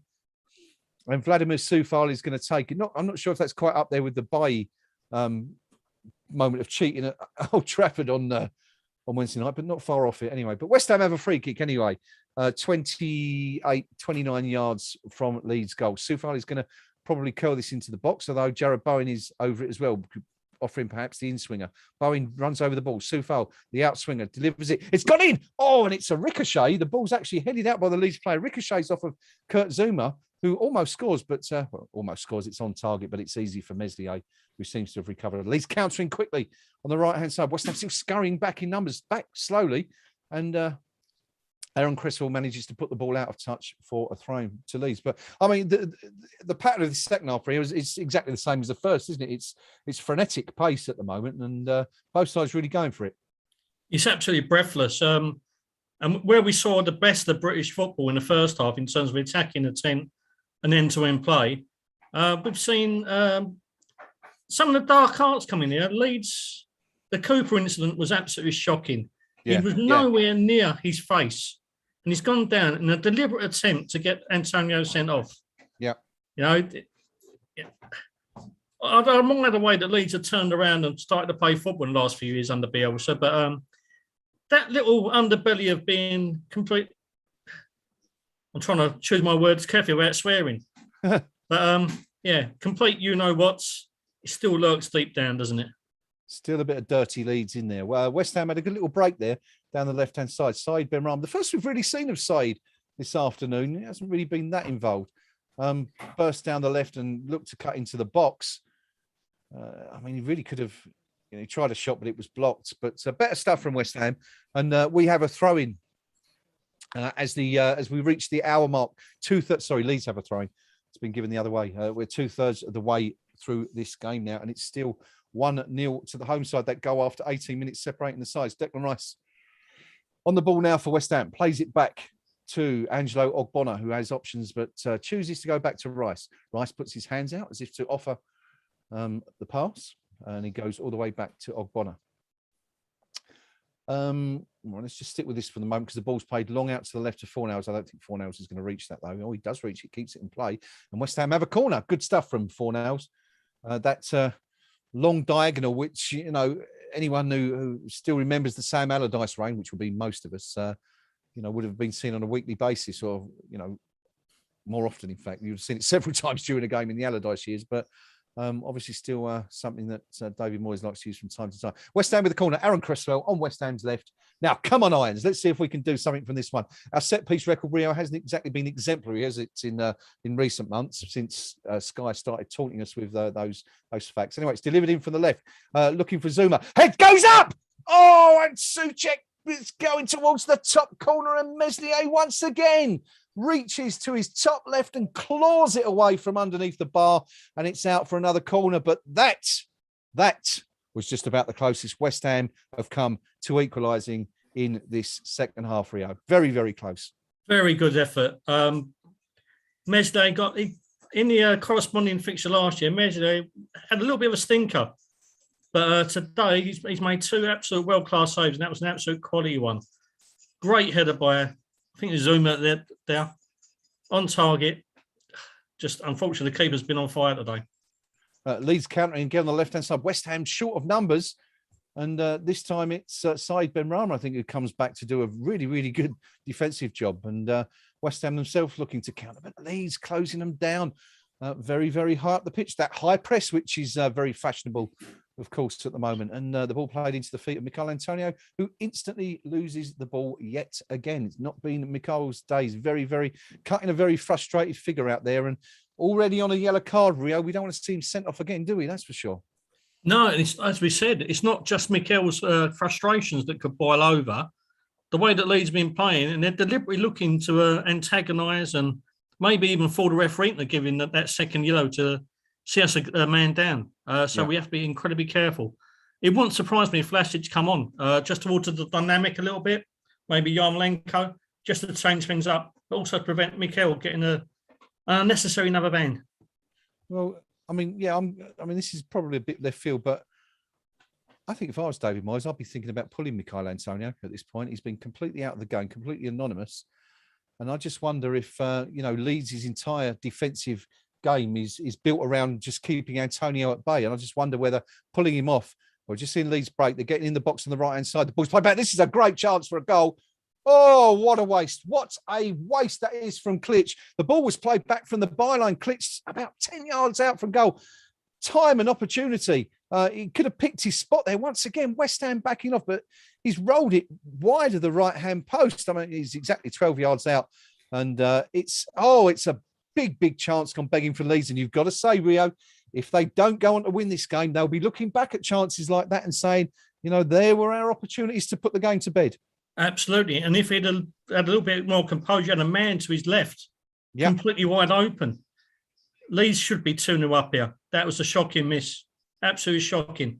And like I say, the awareness, Klitsch ain't a bad player, but his awareness, he had single vision, didn't know where his teammate was, but he could have played him in, it would have been 2-0, no question. Leeds have the corner. There's a handball shout. Kevin Friend says no. Now, will that be a VAR check? I think it's Souček who's... there was a shot at goal. It hit Souček kind of around here. I think he's safe. I think it was on above the cuff or wherever. We're just seeing a replay now. It's Phillips with the shot. Oh no, it's not even. It's there. It's come off his chest, upper chest. So nothing in that whatsoever. Sorry, viewers, I'm panicking you without reason there. But 64 minutes gone. Leeds still 1-up, but. You sense there's maybe, if not just one more goal to come in this, maybe even more. It's an open game, both sides going for it really, and lots of opportunities at the moment. But both keepers have had good games so far. Meslier, for sure, as Rio says, really making up for his poor game against the Hammers last year. But interestingly, just going to Craven Moorhead on the live chat, Rio, saying that Peter Walton, who previewed Percy, was having a go at in his match preview this week, said that on BT there was nothing in the Antonio challenge, and he would be surprised if it was overturned. What do you make of that? There was no intent to foul. What it was, he's just used his arm as leverage, as you do. It's a natural kind of reaction, isn't it? But in slow motion, it looks heavy-handed, and it looks kind of a little bit nicer than it actually was. Hopefully, it will get overturned, but you just don't know, do you? You can't trust the officials, any kind of refereeing board whatsoever these days. West Ham looking to break on the left. Mikel Antonio has the ball, plays it back to Ben Rama. Ben Rama looks to put it in the box. It's a poor delivery, and it's easily cleared by Leeds. And Leeds have the opportunity to build again. But Mikel Antonio does really well to win the ball back. West Ham back in possession. It's it's Soufal on the right-hand side, looking for options. Nothing on. Plays it short to Souček. Souček out wide to Ben Rama. Ben Rama looking up, looking to see if he can put it into the box. Plays it short instead to Soufal. Soufal back to side Ben Rama. West Ham building slowly, patiently, looking for the opportunity, but nothing presenting itself at the moment. It's switched out wide this time to Angelo Ogbonna, who has 10 yards in front of him. He runs into, looks up. He's going to play it short, I think, here.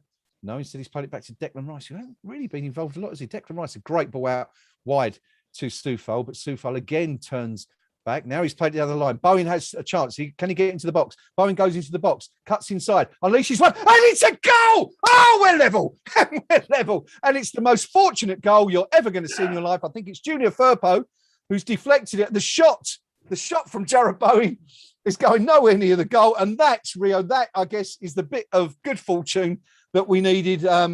Regardless of what happened, it's in the back of the net, and there's no way that one's going to be disallowed. You've got to say that today, when we was attacking with intent, with purpose, with the kind of fervour that we have, nothing was going to happen. It looked like one of them days where nothing was going to go our way. This is the kind of goal that you just need once in a while, just to liven yourselves up. Yeah. A little bit of fortune. It's a crowd change. It's a game changer, this one. If we react in the right way here, we keep our composure. I think Leeds might get a little bit frustrated, a little bit tired. We can exploit this, but we need our defenders to be disciplined. Need the midfield to be on the mark now. But, yep, 1-1, double deflection. I do like it because it flicked off the initial defender next to Bowen. Hit Firpo, in you go. We'll take it. I mean, as good fortune goes. I mean, you know, the old saying, you make your own luck still stands here. Of course, if we're not in that position, we can't score, and you can't get those ricochets and deflection. But the fact is, as Rio has just pointed out, is it took not just one, but two deflections off of Leeds players is certainly rather fortuitous. And we're seeing a change now. Leeds, it is, who are making the change. And I think it's Rafinha coming off. I think the goal scorer, I believe. Yeah, it is indeed Rafinha coming off, and he's being replaced by number 11. I'm not sure who number 11 is because my team sheet doesn't list numbers for substitutes. Roberts it is. Roberts on for Rafinha. But 1-1, Rio, and it's all to play for now. Yeah, this was a wide open game anyway, but you just sense that Leeds were going to kind of run away with it at times because Klitsch had that great chance, and if it had gone in, that was game over. But we're back in this. We're on the ascendancy as I speak. Anything could happen. West Ham just won, as Rio says, in the ascendancy, and have just been awarded a free kick. Mikel Antonio, who suddenly looks like a rejuvenated player, brought down just to the right of the penalty area, some 16, 17 yards from the byline. And so this is a great opportunity either for, I mean, you could even say that Aaron Cresswell might even try his luck with this one. Good position for a left footer to maybe whip that one into the far corner, or you've got Jarrod Bowen with the right foot who might just hang it up in the air for, you know, some of our big lands, Zuma, Souček, etc., or Bonner to perhaps get on the end of.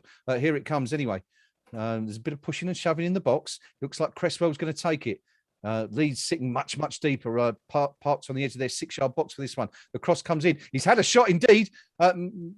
Mesnier pushes it in the air. The ball's dropped. I think that's going to be another free kick to the goalkeeper. It's not given, actually. It's just given a goal kick. And okay, so Mesnier's furious that he hasn't been awarded anything. Screams at Kevin Friend, who instantly pulls a yellow card out of his pocket in reaction. So it's all happening here at Ellen Road anyway. Angry young man here, isn't he? He don't look happy at all. He was. But his reactions are just typically French for me. The old arm coming like as in the woof, woof, woof. Yeah. Bit of fluffery buffery. He wasn't happy at all, was he?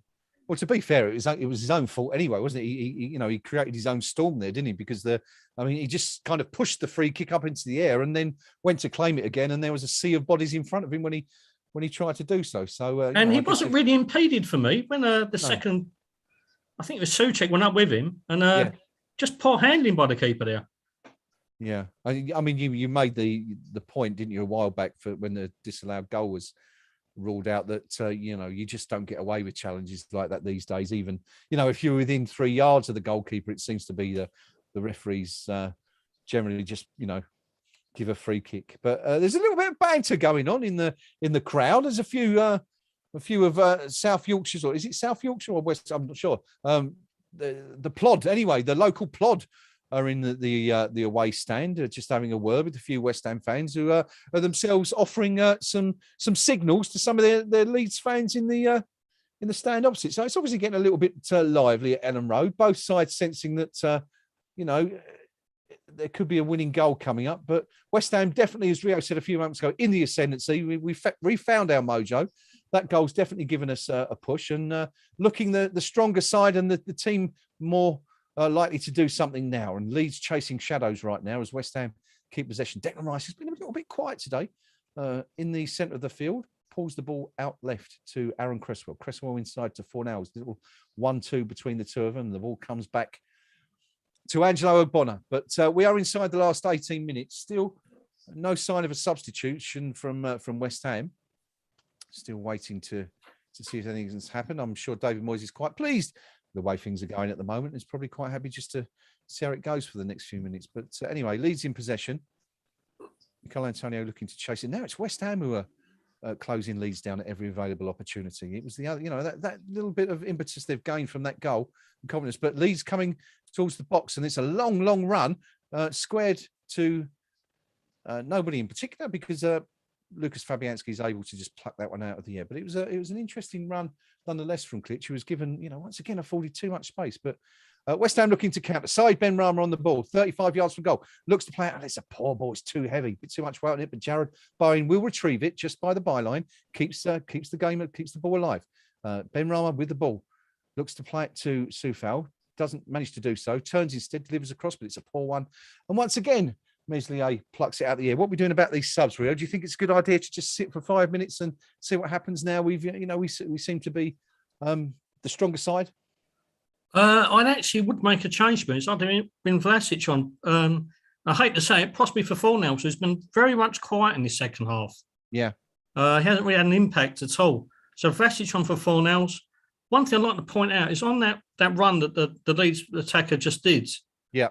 Long surging run. I hate to say it, but Declan looked like he was treading water there. He didn't look up to speed whatsoever.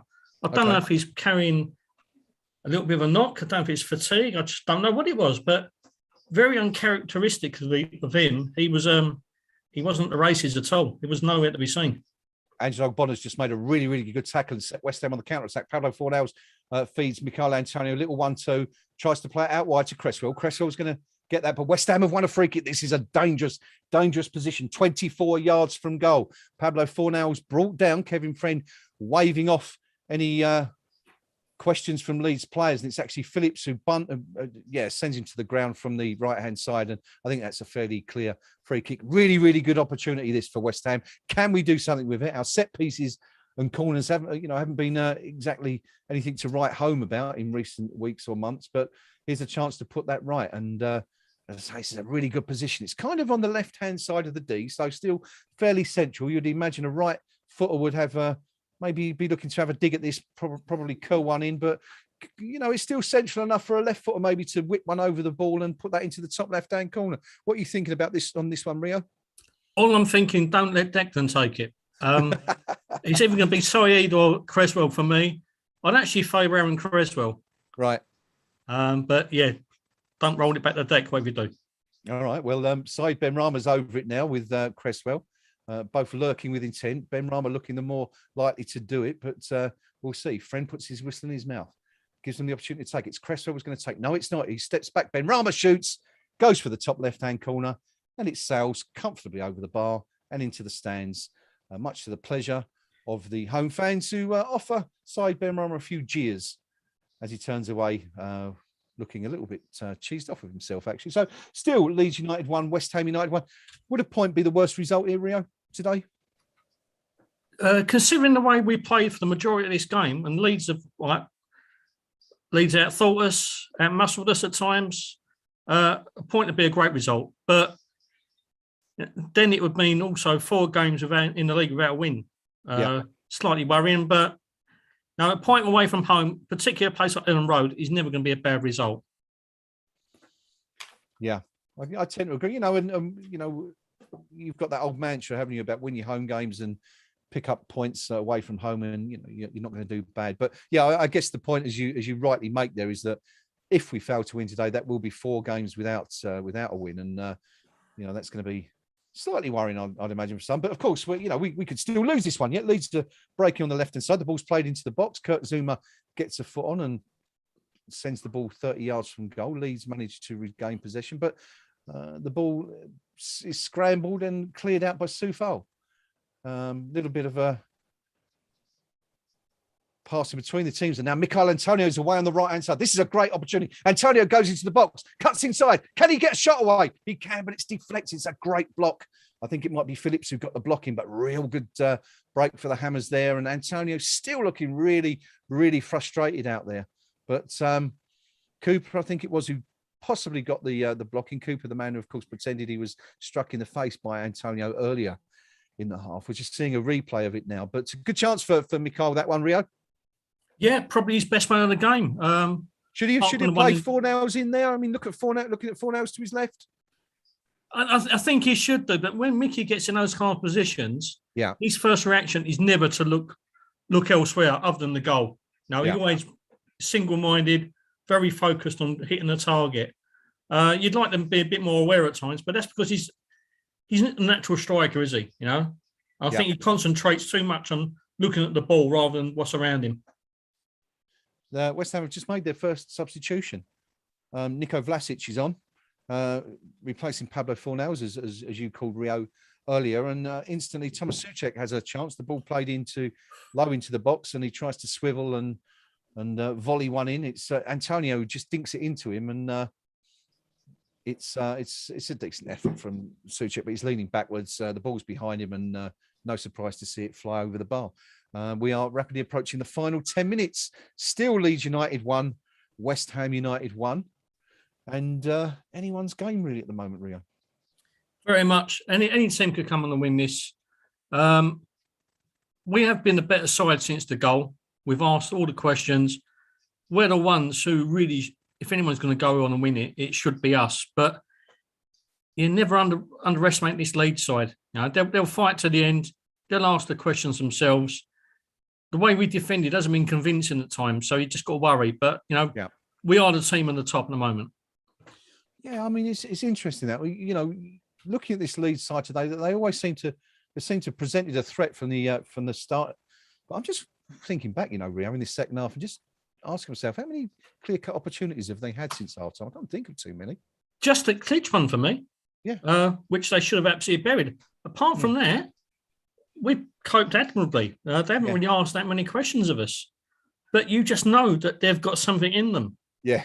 I don't know whether it's the way that they played, the fatigue levels hit, but they've got that never say die attitude, and you just know that it could happen at any moment. You can't afford to take your foot off the pedal. You can't afford to not concentrate. You have to be on your mettle every single moment against this side. West Ham breaking down the left. Substitute Vlasic twisting, turning, looking to get the ball over. Cuts back, delivers into the box, looks for the far post, and there's absolutely no one there. And Meslier treats it with such disdain, he doesn't even let it roll out for a goal kick. He's going to pick the ball up, and Leeds will continue with possession. 80 minutes gone. We're into the final 10 minutes.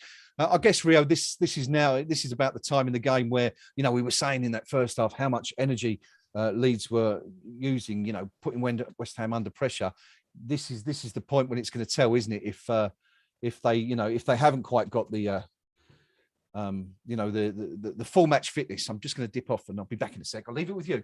No problem at all. Yeah, you've got to say that the Leeds higher press does take their toll on their players. It's been an incredibly long period of condensed season last year.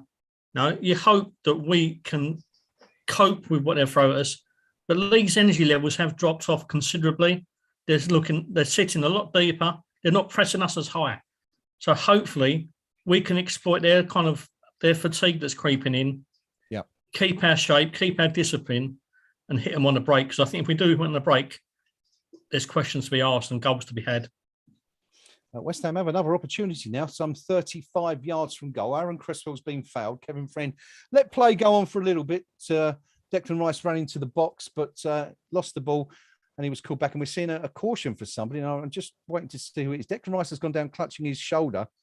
Yeah, I mean, it's a clear foul by the substitute. I think that's Roberts, isn't it? Number 11 on Cresswell. But more worrying is the potential injury to Declan Rice. But no, I think he's up. He's okay. So West Ham have a chance to deliver a ball into the box where it's only actually about 25 yards out. Aaron Cresswell on the left will deliver an outswinger into the box. West Ham looking to profit from this. Bit of jostling in the box as they wait for the ball to be delivered. 81 minutes gone. Leeds United 1, West Ham United 1. Can the Hammers grab a winner at Ellen Road this afternoon? The ball's delivered in near post. It's poor, but the header's poor, equally poor. Leeds, I think, are going to retrieve that. Brilliant stuff from Jarrod Bowen. He goes to make the tackle and he wins the throw-in. Anyway, it's taken quickly. Jarrod Bowen drifts the ball into the box, but it's an in-swinger and it's easy for Meslier to pluck out of the air. Leeds looking to break quickly then on the right-hand side. Substitute Roberts tearing down the right-hand side. West Ham getting back at pace, but Roberts still has the ball. Cuts inside. Roberts still has the ball. Dinks one into the box. Dangerous. Played in. 4 players around the Leeds man. Can't do anything. Turns and shoots straight into the hands of Lucas Fabianski. But Leeds, Rio still looking dangerous on the counter. So looks like they're going to be able to hang it out for the full 90. Yeah, obviously the way that they train must be set up to cope with this week in, week out. It can't be easy. Fair play to the coaching staff and the players themselves for keeping up this tempo for 90 minutes week in, week out. Because this game's been pretty breathtaking, isn't it? Yeah, definitely very lively. Anyway, West Ham breaking on the left. Ben Rama into the box. Plays in Antonio. Antonio turns, shoots, and it's saved by the feet of Meslier. Better stuff from West Ham, and they have a corner. So the pressure's still on. It really is, anyone's game, this one. We're 7 minutes away. Looks like we might potentially get a win. It was a clever little ball in from side Ben Rama to Antonio. Just shrugged off his marker, turned and shot. And it's actually beaten the goalkeeper. And it's the defender Shackleton who sticks a thigh out and prevents the ball from going into the net. So West Ham actually a little bit unfortunate there. But anyway, it's Aaron Cresswell with the corner. Ogbonna, Zuma and Souček line up in a train. They split. The ball comes over. Oh, well, Bonner was close, but the Leeds defender managed to get the header on first of all. And it's clear, but only as far as Soufal, who bizarrely turns and looks back for Fabianski and plays it some 45 yards back to his goalkeeper. But West Ham maintaining possession, and I guess that's the most important thing at this point. Fabianski takes a breather, holds onto the ball, looks for options, plays it short to Cresswell. West Ham on the ball in the centre of the park, looking, probing, looking for an option, looking for perhaps some way to break through this very, very tight and well-drilled Leeds defence. 84 minutes on the clock. Aaron Cresswell it is, nothing in front of him for 10 yards, plays it short to Ben Rama, who gives it to him back. Cresswell looking for options, plays it to Michael Antonio, looks to turn, can't do it, loses possession, really, really well shackled once again, as he has been all afternoon there, and Leeds now look to counter. Okay, so Leeds moving down the right-hand side, the ball's played out wide. I think Klitsch is going to retrieve that. Yes, he does, keeps the ball in possession. Declan Rice keeping close attention on him. Klitsch waits for support, it comes, he plays it inside the box. But the pass is poor, and Lucas Fabianski is able to pick it. We are looking for any more subs at this stage, Rio, or are you quite happy with the way things are? I'd actually like to make another change, to be honest. I think Ben Rama's had a really good game today. Yeah. Out of our attacking options, been really good. But potentially, you've got to think Manuel Lanzini must be kind of buzzing after his midweek performance. Maybe throw him on, try and alter the dynamics a little. Jarrod Bowen again has run himself into the ground. maybe Yarmolenko, Lanzini for one of them two. Just trying to alter things up and make the Leeds defence think about something a little bit different. Interesting incident there in which Said Benrahma's conceded a free kick, which he was perplexed by, but he was definitely fouled by Phillips, but it looks like maybe a handball just before that, which is what Kevin Friend saw. Anyway, Leeds take it short and keep possession. Perhaps trying to slow it down. The first time we might have seen this from Leeds really in the game. I don't know if they're happy with what they've got, but you wouldn't have thought so. With only 3 points on the board so far, you'd expect the home side to be going out for all 3 points here for as long as they possibly can. But what do we think about time added on, Rio? I mean, there'll be a couple of minutes, I'd imagine, for all the subs. And did we have an injury earlier on in the half? We had the fake Liam Cooper one, didn't we? Yeah, of course. They must have taken a lot out of him. So, I'm looking at about 4 minutes at least. Yeah, but I mean, there's not been any major incidents and injuries to note. Just a little thing, Leslie a couple of times going down, Cooper. Yeah. But anyway, West Ham snatch possession and Jarrod Bowen looks to break out, bursting forward, goes around one player, keeps possession. Michail Antonio is possibly on, but tries to do too much. And Leeds, credit to Leeds, they've got back forcibly in numbers and dispossessive. They've looked to break quickly the ball, trying to play it through the centre, but once again, it's too strong a pass and rolls through to Lucas Fabianski. West Ham look to build again on the right-hand side with Soufal. Bielsa is now off his feet, directing his players at every opportunity. Clearly, knows it's reaching those final frantic moments where one goal would almost certainly win the game now. But will we see one? If we do, let's hope from West Ham. Kurt Zuma is 30 yards from Leeds' goal, going forward, further and further forward, but loses possession now. He'll scurry back as Michail Antonio picks up the pass, drifts it out left to Said Benrahma. Benrahma on the left of the box, stands his man up, looking to cut in, delivers a cross, but it's a very, very poor cross from Benrahma. And even if West Ham had any bodies at the back there, they're not going to get on the end of that one. And David Moyes sort of looks in disdain towards the Algerian, wondering, what's wrong with his passing this afternoon. But we're sort of creeping towards the end of, normal time now, Rio. And, I think we'd probably be surprised, wouldn't we, if it ended 1-1. But, it's beginning to look that that's the way it's going to finish. Yeah, I think what Leeds have done in the last few minutes has been really rather deliberate. They could say that we was on the up. Their levels of energy have dropped remarkably. They're just trying to sit back and take the sting out of the game, to take the sting out of our attacking impetus. Again, it's very clever play from Bielsa, but I still think there could be a goal here. I know it's only a couple of minutes to go, but it takes one lapse of concentration and either side could lose this. We are inside the final 2 minutes of regulation time. Still, Leeds United won. West Ham United won. The Hammers a goal down at half-time, managed to find the equaliser 23 minutes from time. A very, very fortunate equaliser, it must be said. But of course, they all count. They all count for the same. West Ham did, of course, have the ball in the net before that, 8 minutes into the second half, but it was ruled out for a foul by Michail Antonio on the keeper. But anyway, back to the game now. Leeds probing again, looking to break into the final third. Force back. Junior Firpo pulls the ball back, and it's going to go all the way back to Meslier here, I think, from Cooper. Indeed, it is. Leeds looking to break again. Meslier switches the ball to the right-hand side, and they'll look to build on that flank. And the ball's played down the line. Thomas Souček goes to make the challenge. The ball outside West Ham's penalty box, played back into a more central position, played back out to the right-hand side. Leeds still looking dangerous here. Big chance. The ball played into the box, delivered in. Kurt Zuma does well to head it out. West Ham have an opportunity to break now. And Declan Rice has the ball on the right-hand side, and he's got space in front of him. Declan Rice looks up, plays the ball inside.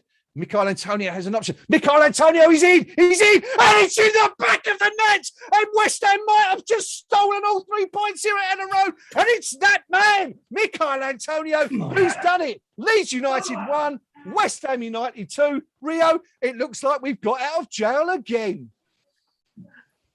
Would you believe it? We spent the large proportion of the first half of this game on the back foot. We stuck at it. We have stuck at it. We've kept coming. We kept coming. Second half, we've been well on top. the last 20 minutes, we've absolutely dominated. And Leeds have tried to take this thing out of the game. And we've only gone and done it. We've only gone and knocked that nice little goal we needed. Mikel Antonio, take a bow. You've been bullied out of the game for much of it. Yep. But he stuck at it, and that was a great finish. And, we've sort of said throughout the game, Declan Rice has been very quiet. But there he is providing the assist for, the most. And was it slightly fortuitous for Antonio? The first touch wasn't particularly good, was it? But he certainly made the most of it, didn't he? The first touch was pretty abysmal, but what is again? We're going to go back to it. The form he's been in this season, he's looking like a natural striker. What a finish that was! The first touch, a little bit heavy, but gets past the defender. But he makes himself get in the right position. Gets in the right body shape, and he just passes the ball in the back of the net past Meslier. What a quality finish. And it just come up 5 minutes in the event, extra time added. We're 1 minute into that already.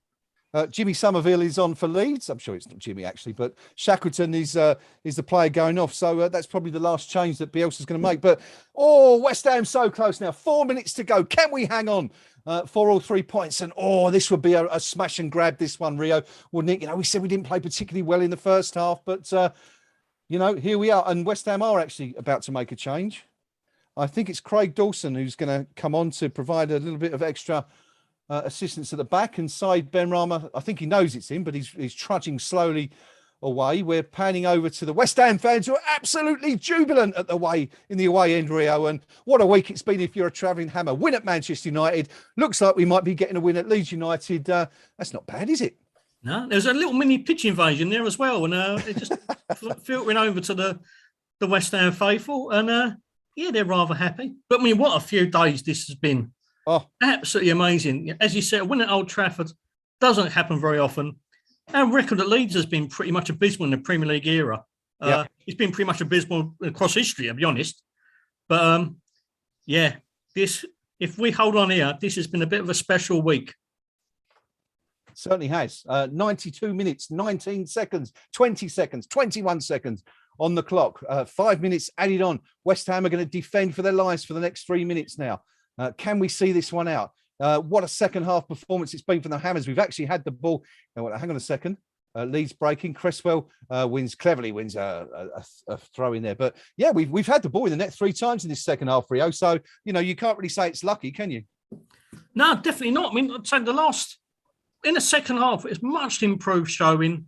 The last 20 minutes, especially, once we got somewhat fortuitous equaliser, we've been the dominant side here, and we've asked everything we can of this Leeds team.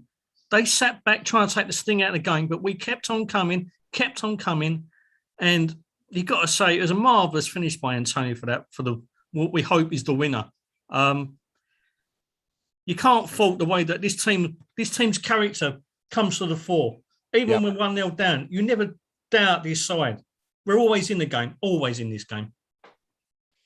93 minutes, 30 seconds, just 90 seconds away from full time. Can the Hammers hang on for what would be a really, really important 3 points here? Leeds have the Hammers under pressure. West Ham have 8 players behind the ball. Leeds just on the left of the penalty box. The ball's going to be delivered in. It's hooked in swinger. Craig Dawson there, that experienced head, knew exactly where it was going to go, and that's why he's on the pitch for the last couple of minutes, just to provide the extra layer of insurance for the Hammers defence, just to keep it tight. We're 1 minute from the end of these, what will be the 5 allocated, added on injury time minutes. West Ham hanging on 2-1 here. Leeds looking to perhaps try and snatch a point if they can, but they'll be absolutely furious if they lose this one, you'd imagine, having led 1-0 at half time and hit the post in the first half. But Aaron Cresswell wins the ball back. Leeds trying to play it inside of him. West Ham have got a chance to counter here. This could perhaps possibly be a third. Mikel Antonio shrugged off the ball though. And that's a really late challenge from Souček. I don't think Friend's seen that. Leeds have the ball 35 yards from goal on the right-hand side. The substitute Somerville has the ball. Can he deliver? Cuts inside. Klitsch is with the ball. Plays it back out to the right. Leeds trying to get the ball over. It's crossed in deep. Kurt Zouma's going to be first there. The shot comes in and it's wild and left of goal. And that should be that, because there are only about 10 seconds left of the 5 added on minutes. Calvin Phillips looks absolutely distraught. It was he who had that shot there. A bit of a wild swing at the ball. Never really going to be troubling Lucas Fabianski's goal. And Rio, I think we might be there. They'll do nicely. They'll do very nicely indeed.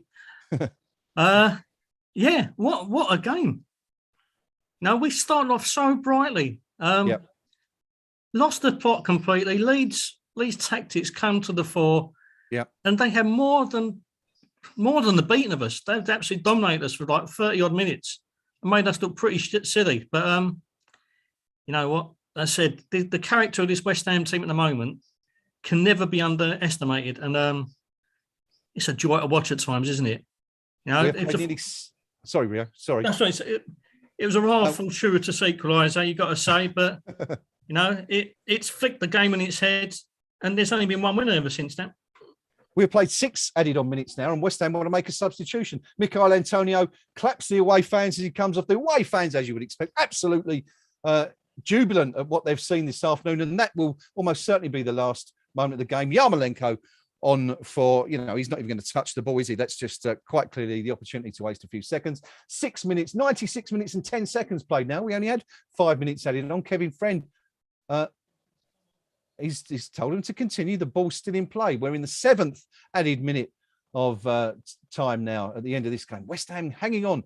It's delivered long into the box, but the ball goes through. It's gone to Lucas Fabianski, who lets the ball roll out into touch, and that surely is going to be that. And 3 priceless points for West Ham. Back to winning ways, hopefully, in the Premier League after a couple of draws and defeats.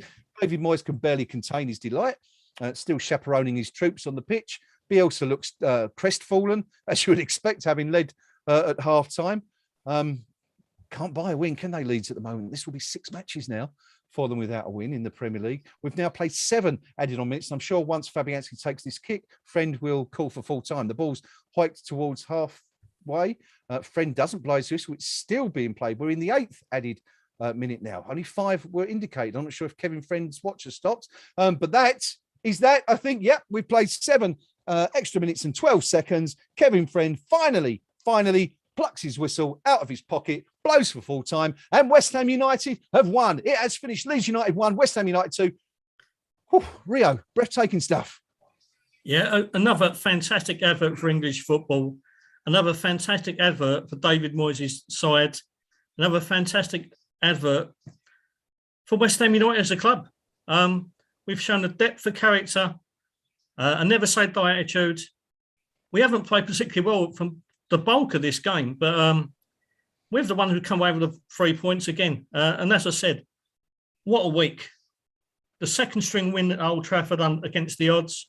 We go to an incredibly difficult place to play where we haven't got the greatest of records, to put it mildly. Ellen Road has been a bit of a graveyard for us over the years, but we've only gone and done it. We have gone and done it. And, you know, what a club this is at the moment. What a time to be a West Ham fan.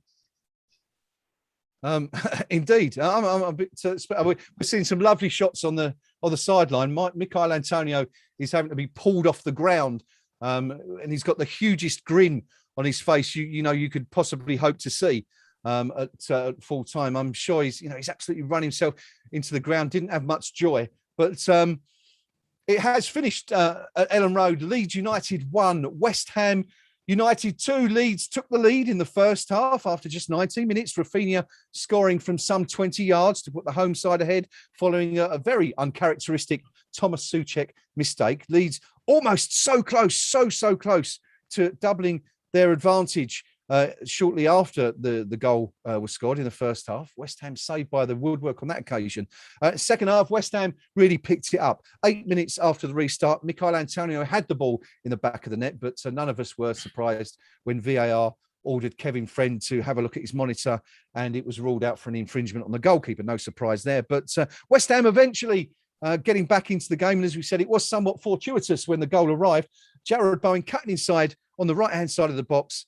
His shot was, I think it was deflected off the ankle, wasn't it, Rio, first of his marker, and it flicked from there onto the thigh, almost of Junior Firpo, who deflected it into his own goal beyond Meslier, who didn't stand any chance whatsoever. 1-1 at that point. We were looking for a winner. West Ham pushed. Leeds were pushing. Either side could have snatched it. In the end, it was West Ham who grabbed all 3 points, and it was Michail Antonio, a player who looked really frustrated throughout the game, hadn't really got involved, really well shackled and chaperoned by the Leeds defence throughout. Got away for one of very few occasions in the game and managed, after a very lax first touch, really. Great ball from Declan Rice into the centre. Antonio sort of mismanaged the pass, but still did enough to get beyond his defender and cut it into the bottom right-hand post to gift West Ham all 3 points and get himself another goal.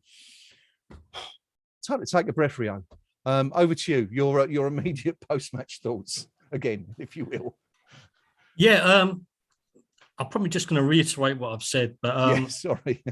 This one's going to make the post-match discussion cut. So no problem, sir. It's the depth of character in this side that really is what makes you proud to be a West Ham fan at the moment. You know, today, as we said, after a very bright opening 10, 15 minutes, Leeds' tactics really, really worked us out. Yeah. Mikel Antonio was a periphery figure. All he was ever end up doing at one stage was get sent off. He looked forlorn, frustrated. He looked like a walking card. A little bit of play acting by Leeds players kind of soured their performance because they're entertaining side to watch nowadays. You know, they're not the boring Leeds side of the year. They're entertaining side to watch, but the little dark hearts really kind of make you want to hate them even more at times. But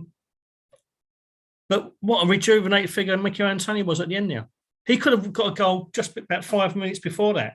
He kind of flicked the ball nicely past Leeds defender, little swivel and turn. And as you said, he beat Meslier. I think it was Shackleton who got the last touch and deflected it wide. But it would have been a marvellous goal in its own. But in the last minute of full time of the game, to show that composure, to get in the right position at the right time, and that kind of striker's instinct, which he's developed over the last few weeks or so, looks like a natural and a really tidy finish. And he's probably saved David Sullivan 40 or 50 million quid in the summer. Is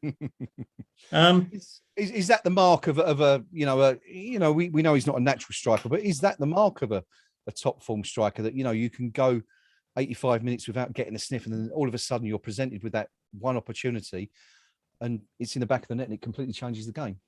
Most definitely. The amount of times we saw it with Tony Cottee, who was one of the most naturally gifted strikers I've ever seen over West Ham.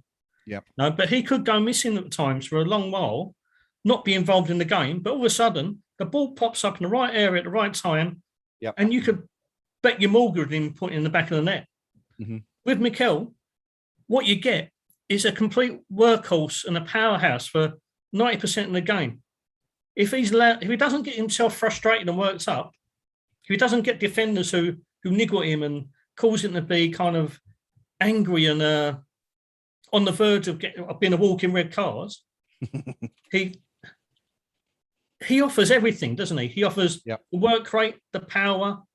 He can physically bury a defence on his own at times. Yeah. But what he'd never had until this season was that cutting edge in front of goal. Every time he got that chance, you didn't know it was going to end up in the back of the net, the back of the stand, or the back of the M5. But it could end up anywhere. The last few weeks, he's developed that kind of clinical striking edge to his game, which at his age is quite remarkable. He's never been a natural goal scorer. Mm-hmm. What he has been is a powerhouse and a brute. Now he looks like a natural striker, and as I said, it's probably saved David Sullivan in the excess of £50 million this summer, because that is what we've needed desperately. Talking about that, Rio, just if he was available for sale right now, what sort of price would you be putting on a player that's doing as well as Mikel Antonio is right now? And bear in mind he's the wrong side of 30, but what's his value in the transfer market? Well, you've seen players a lot older than him going for extortionate fees before. The style of the way he plays the game, he would fit into any single side in the country. I mean, Manchester City would cry out for a player of his ilk. Obviously, probably about 6 or 7 years younger. Yeah. But that physicality, that sheer brute force, mixed in with the ability to find the back of the net, at the moment, is pretty much priceless. Yeah. And the reason we haven't bought a replacement for him in the summer is because David Moyes didn't find someone who could take over that role, take up that mantle, and deliver the same kind of output. You know, it's not because we didn't want another player, but the way that we play, the way that Mikel Antonio plays, it's pretty much irreplaceable in European football at the moment, because anyone who has got similar kind of characteristics, who's a ready-made Premier League player, is going to cost you an absolute fortune.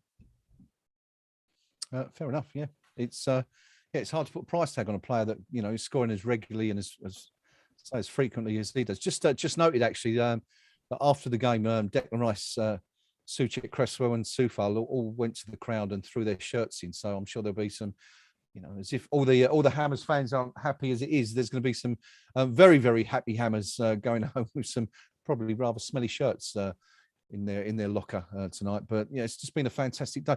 Before we go back and have a quick look at the goals again, Ria, let's just have a quick look at what's happened elsewhere in the Premier League this afternoon. There's some other games taking place earlier in the day. A couple of away wins. We asked for another one and we got it in the end, didn't we? Manchester City winning 1-0 at Chelsea. Probably the two teams that are most likely to be challenging for that title this season, apart from the Hammers, of course. Manchester United beaten at home by Aston Villa, and of course missed a penalty, which is just beautiful, really. Some justice after what happened in the last two games, I think. Leicester, who Jamie Vardy, if you haven't seen it yet, do watch Match of the Day or whatever highlights package you choose later on tonight, because the own goal is an absolute peach from Vardy. Leicester drawing at home with Burnley, managing to get a point in that one in the end, and I'm sure they won't be too happy with that. Everton condemning Norwich to a 6th successive Premier League defeat. What's that? Is that something like 18 in a row, isn't it, Rio, following on from their last spell? Yeah, I don't think they've won in the Premier League for about, I know you've got to factor in the old coronavirus and their spell out of the top flight, but it's almost a whole century now, isn't it? At least. I hate to say it, because I do love Norwich as a club and as a place to visit as a day out for football. Yeah, I desperately want them to stay up, but they're doomed. They're doomed already. Yeah, I mean, it's a bit early to sort of predict someone's relegation after 6 games, but I don't think I think it's fair to say they're doomed, aren't they? You're absolutely right. No points from 6 games, unfortunately, for the Canaries. Leeds, of course, beaten at home by West Ham United. We're going to be coming back to that one in just a moment. Watford and Newcastle, they're not going to be happy.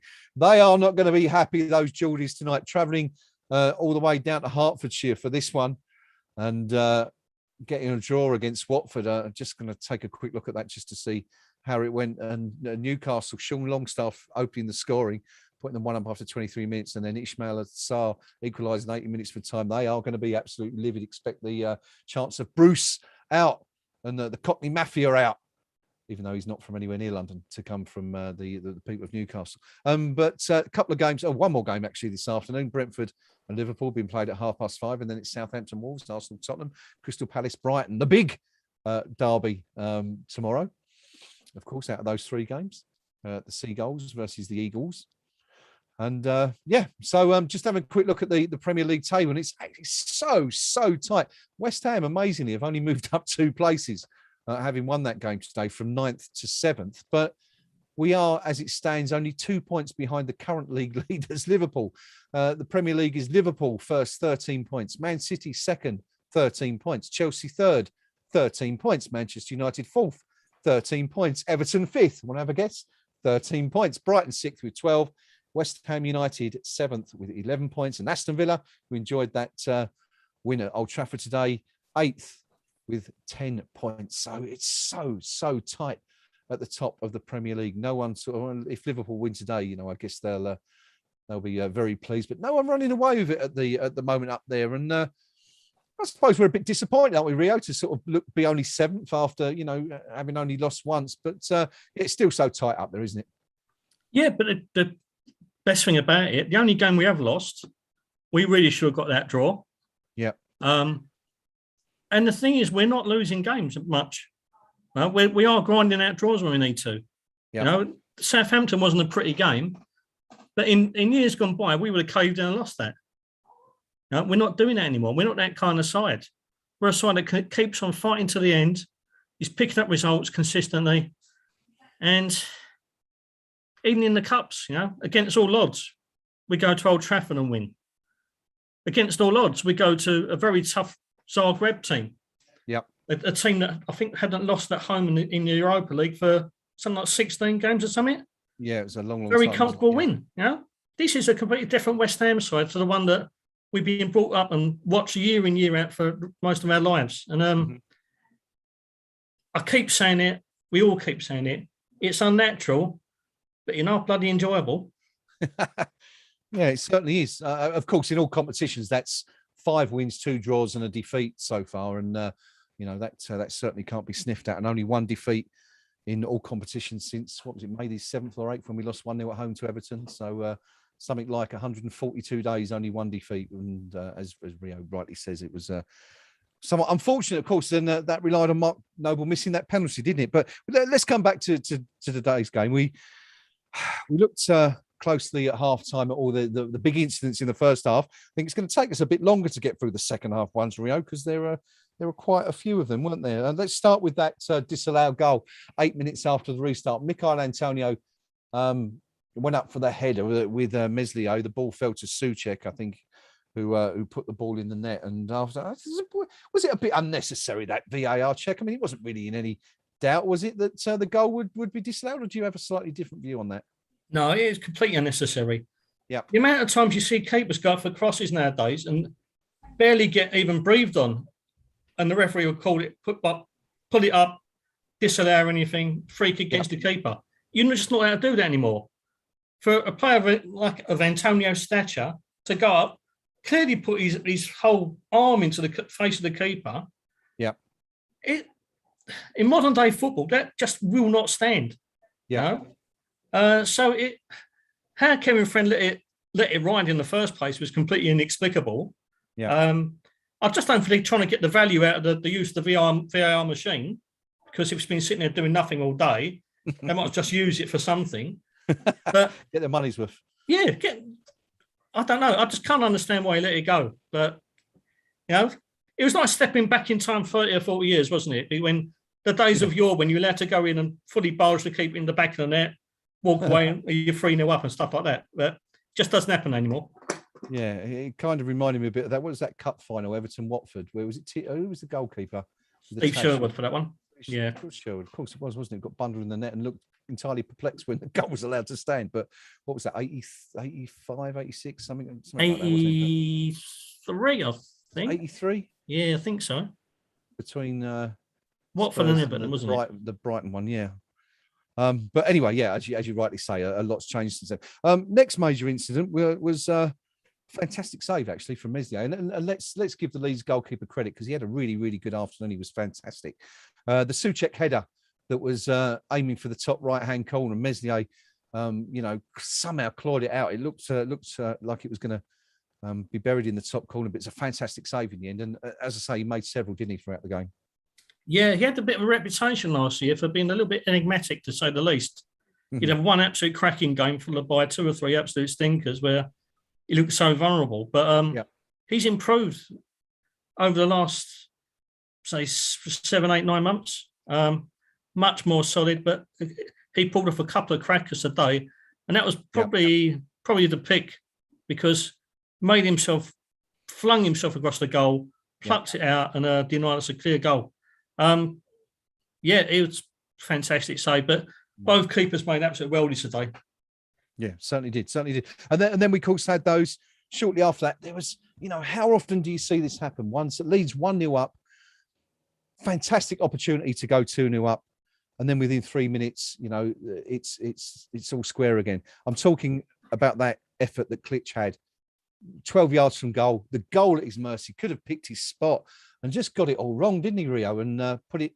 I think there was a deflection in the end. They got the corner, but what a chance for Leeds. I'm sure they'll be looking back at that one, won't they, and thinking that was our moment. Most definitely, because the way that their goal came in the first half and they had another couple of chances, is that we left so much space between our central defenders and their attacking players. And there was far too much time and space once again. Klitsch, again, who is a player I quite like, he made the completely wrong decision anyway, because the player to his left would have been in a far better position to score. Yeah. But his lack of awareness has really cost Leeds the points there for me today, because if they'd have scored that, I can't see us getting back into the game. But again, we afforded far too much time, far too much space. But unfortunately for him, and not for us, he's got it completely wrong. He should have made a better decision, played his teammate in on the left, but even the finish was a little bit weak for him, really. But yes, all the time in the world to pick his spot.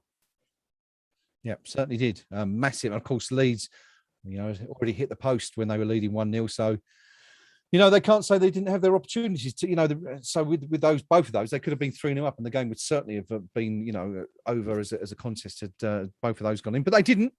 It stayed 1-0. And then 3 minutes after Klitsch missed that opportunity, Jared Bowen you can't even really say it was a Bowen goal, can you? I mean, in terms of good fortune, I guess when you look back, on a season at the end of the year and look at all the moments you've had where Lady Luck's kind of smiled on you. As I said, you do make your own luck. If we hadn't have got ourselves into such a good attacking position, it would never have happened. But the fact is, Bowen's shot is going wide.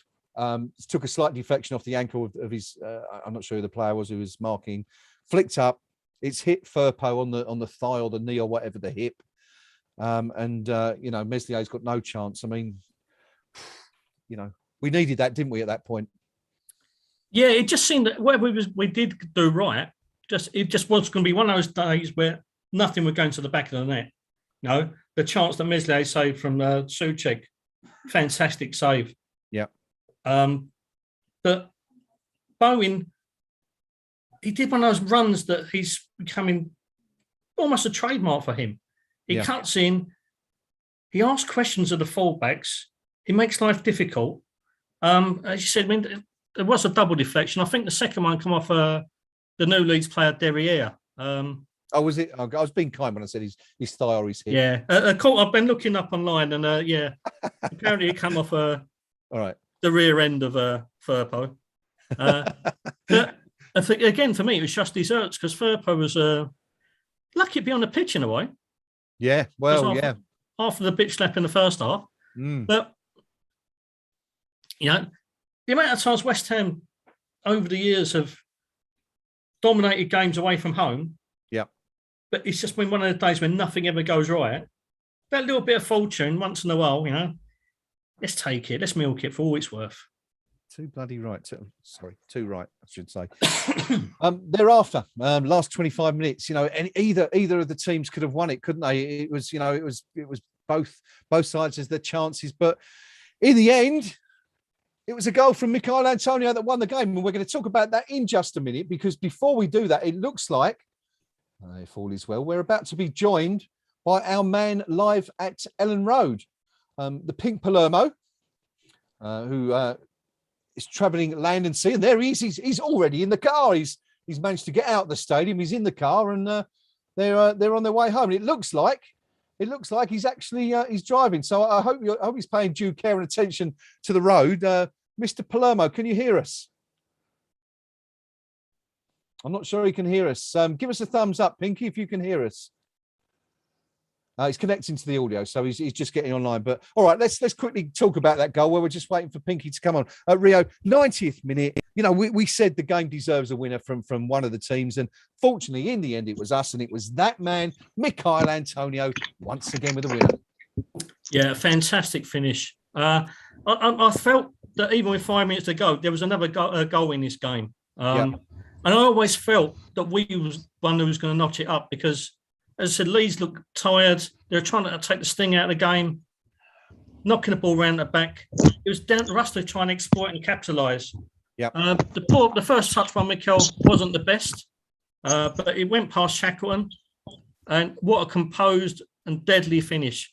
Reminiscent of the likes of Jermaine Defoe and Tony Cotton away. He just tucked it away really neatly. An absolute joy to watch. And another strength of Mikel's bow, which has become more and more evident this season. It's an absolute joy to watch. And when you've got the faith in a player like that to tuck the ball away, as well as offer a physical presence up front, you just can't beat it. And you can't put a price on it, as we discussed. There's nothing quite like winning the game in the last minute of normal time, is it? Of course, we were on the other end of it last week when Manchester United scored through Jesse Lingard in the 89th, 90th minute, whatever. But certainly nice to win one. talking of a joy to watch, there's our man on his way back from Leeds. Mr. Palermo, can you hear us? Yeah, I can, yeah. And you're dead right. A last-minute winner, yeah. Right in front of the opposition's mob, yeah.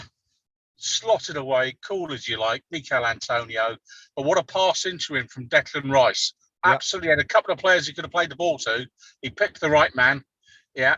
Antonio did what was needed. And it has to be said, that really knocked the stuffing out of Leeds United. It was marvellous, absolutely marvellous to watch. And I think it's fair to say there's a few celebrations going on.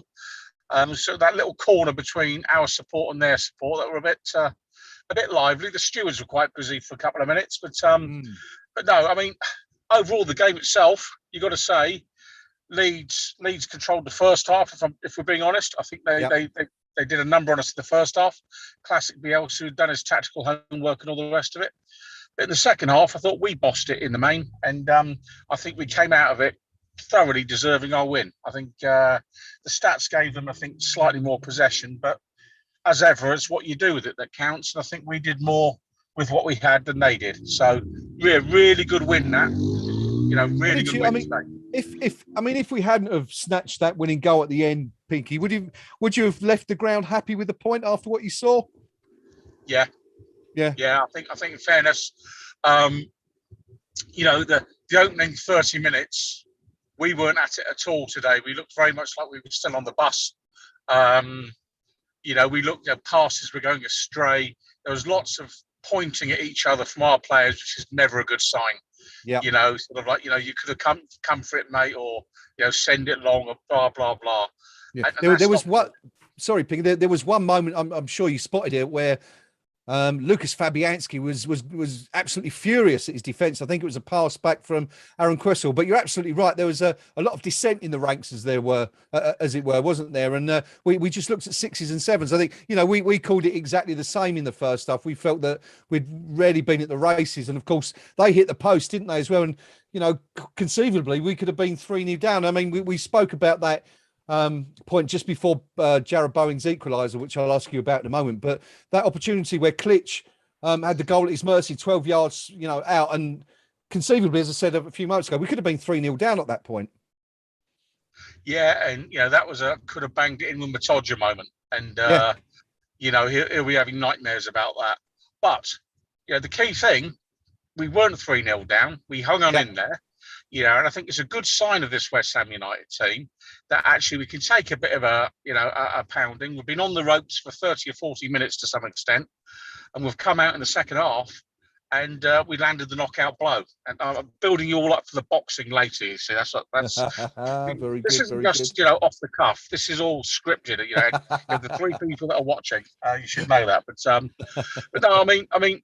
You mentioned the Bowen goal. You know, talk about a star man playing on the right. You know, I think he's a fabulous footballer, Jared Bowen. I really do. Okay. I think he's outstanding in terms of work rate. I think he never ever gives in, never gives up. And if you're a teammate or a manager of that player, you think that's the attitude I want in this team. Because how often in the past have we had players that perhaps weren't? How can I put it? Totally dedicated to chasing every last ball, every last dead opportunity.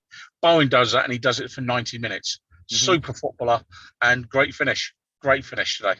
Yeah, it certainly was. Before I come back to Rio, tell us about the celebration. I mean, you touched on it there in the 90th minute. It looked like, for all intents and purposes, it was going to peter out to a 1-1 draw. Decent point, and none of us would have been unhappy with that. I don't think. You know, as we always say, pick up your points.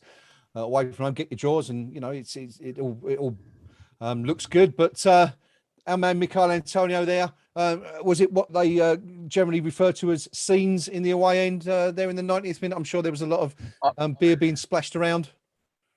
Yeah, there was a bit of that, and you know, somebody did get on the pitch, and Rio pointed that out.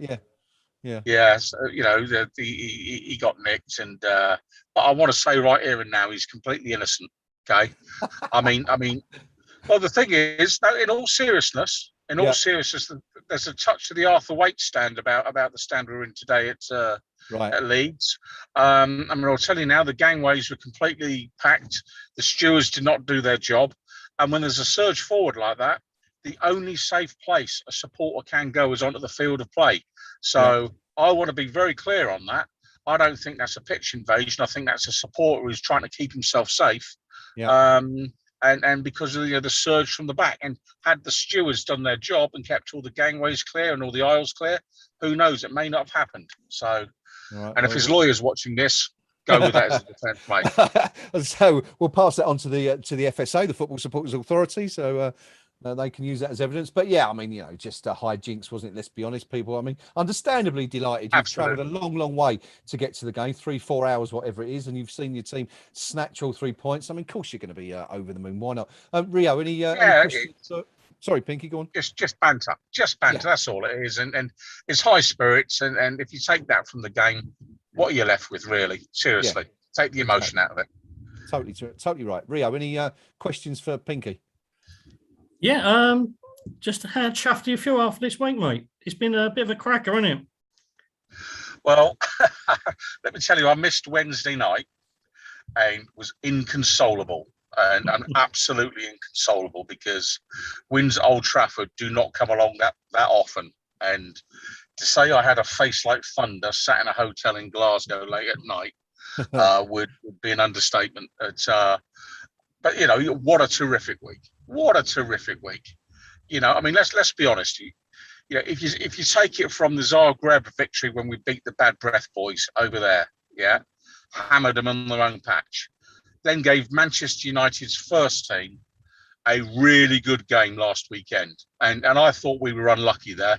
I thought the error by Zuma allowing Lingard to get the goal, but I thought we were unlucky there. To go to Old Trafford, beat them in front of a very good crowd, and that was our reserves. Let's make no bones about it. That was our reserves, and Man United supporters might say, well, it was ours as well, but they had £350 million of reserves. Yeah. Their reserves resemble the Bank of England's reserves, if you get my drift. And then today to come away to Leeds United. I mean, I said it last season on Isaac Mother Brown.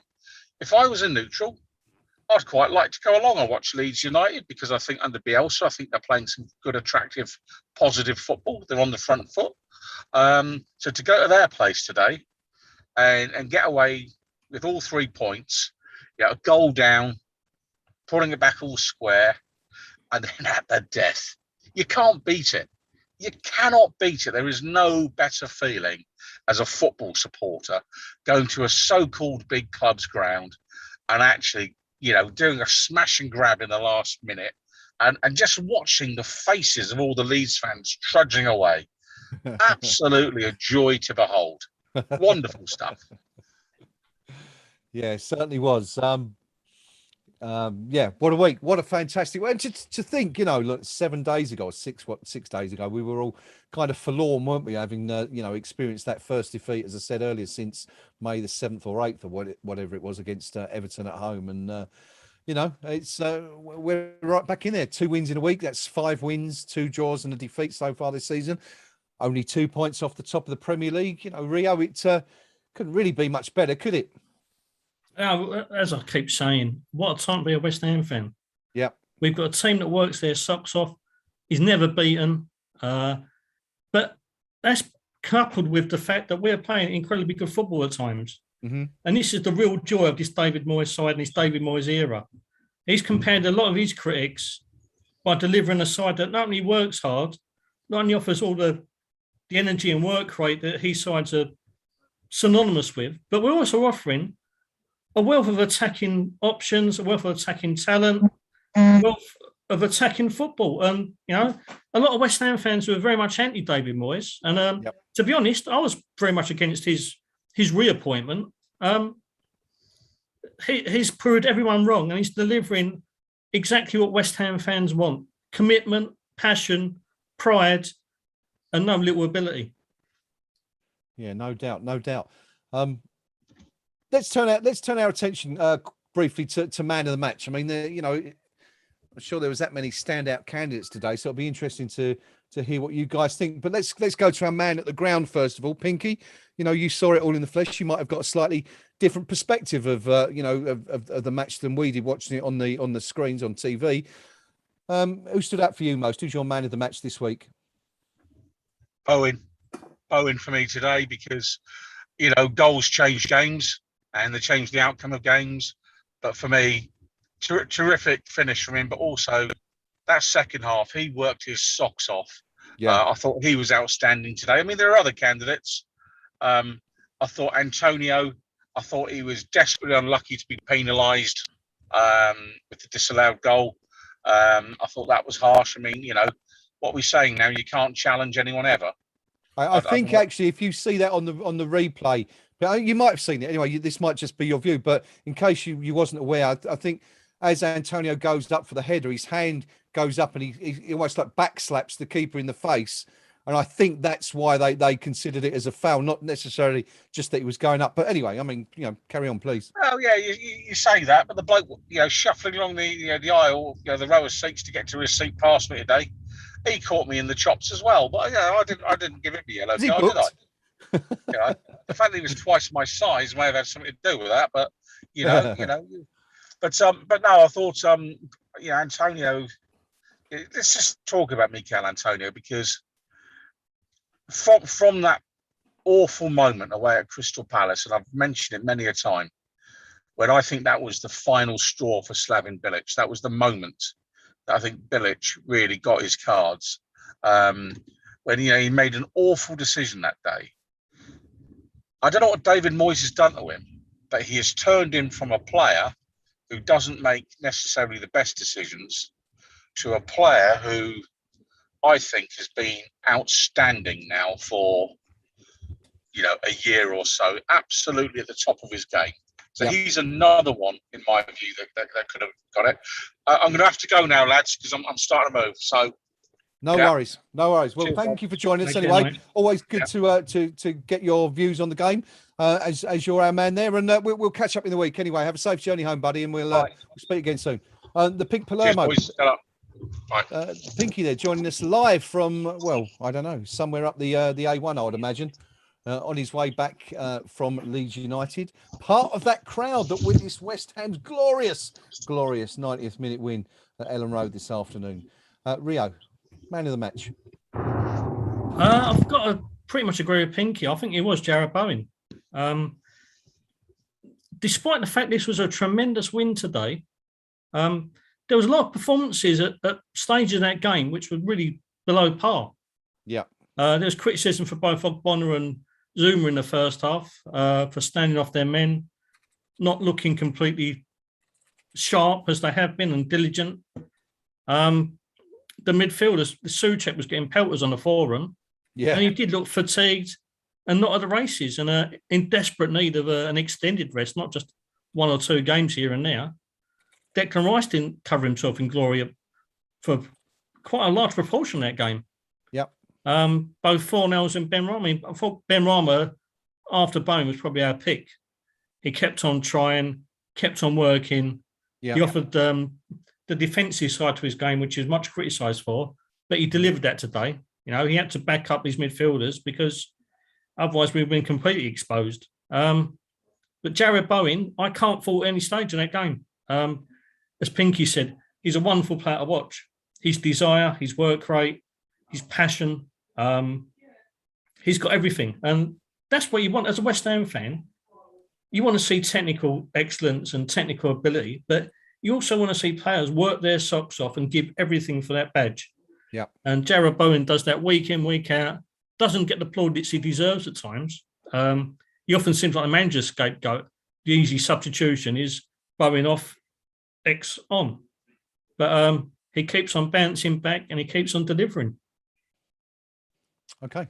Jarrod Bowen so far. I mean, I kind of agree with you, really. I mean, up until the goal, I think we were as frustrated with Mikel Antonio's performance as he was himself. He was, I mean, and that's no discredit to Mikel. I think Leeds were just so well drilled defensively. They'd clearly, been told to mark him out of the game and were aware that he was our biggest threat.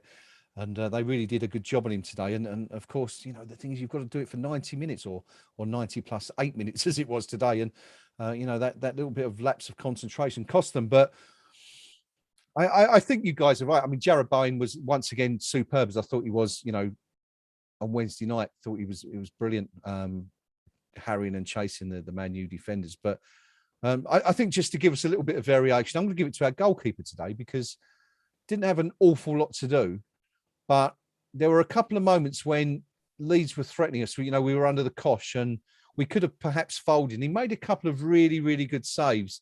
And I think for that reason, I'm going to give it to him, because, you know, as we said, there wasn't anyone who really, really stood out. And to be fair, Fabianski, you know, he's had a rough couple of weeks in a way. You know, lots of people have been saying that he's done for, and you know, he's seen his best days and he's on his way out. So I think for that reason, though, for the fact that, you know, those saves really did help keep us in the game at a very tricky point, I'm gonna give it to Lucas. But yeah, it's difficult to argue against awarding it to Jarrod, that's for sure.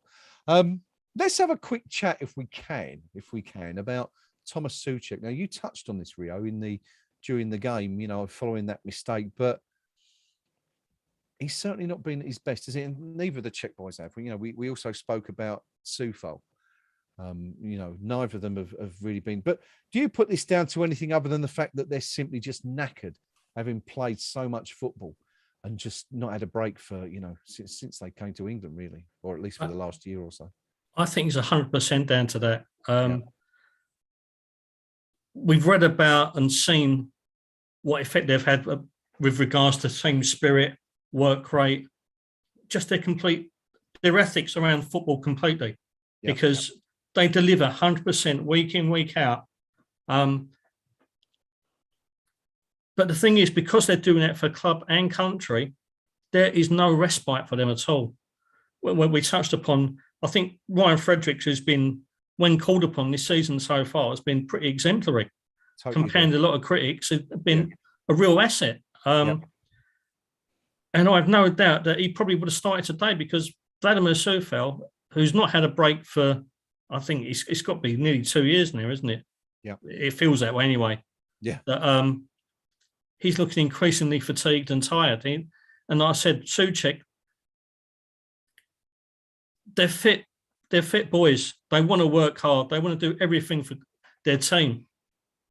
Off the pitch, apparently, when it comes to training, they lead by example. They're the ones who are setting the standards for everyone else to match. Yeah. But it's taking its toll. Professional football at the top level is a hard slog. And we always say that players are afforded their better fitness coaches, their better diets, better pitches to play upon. They're more pampered nowadays than they were back in the 70s and 80s. Mm-hmm.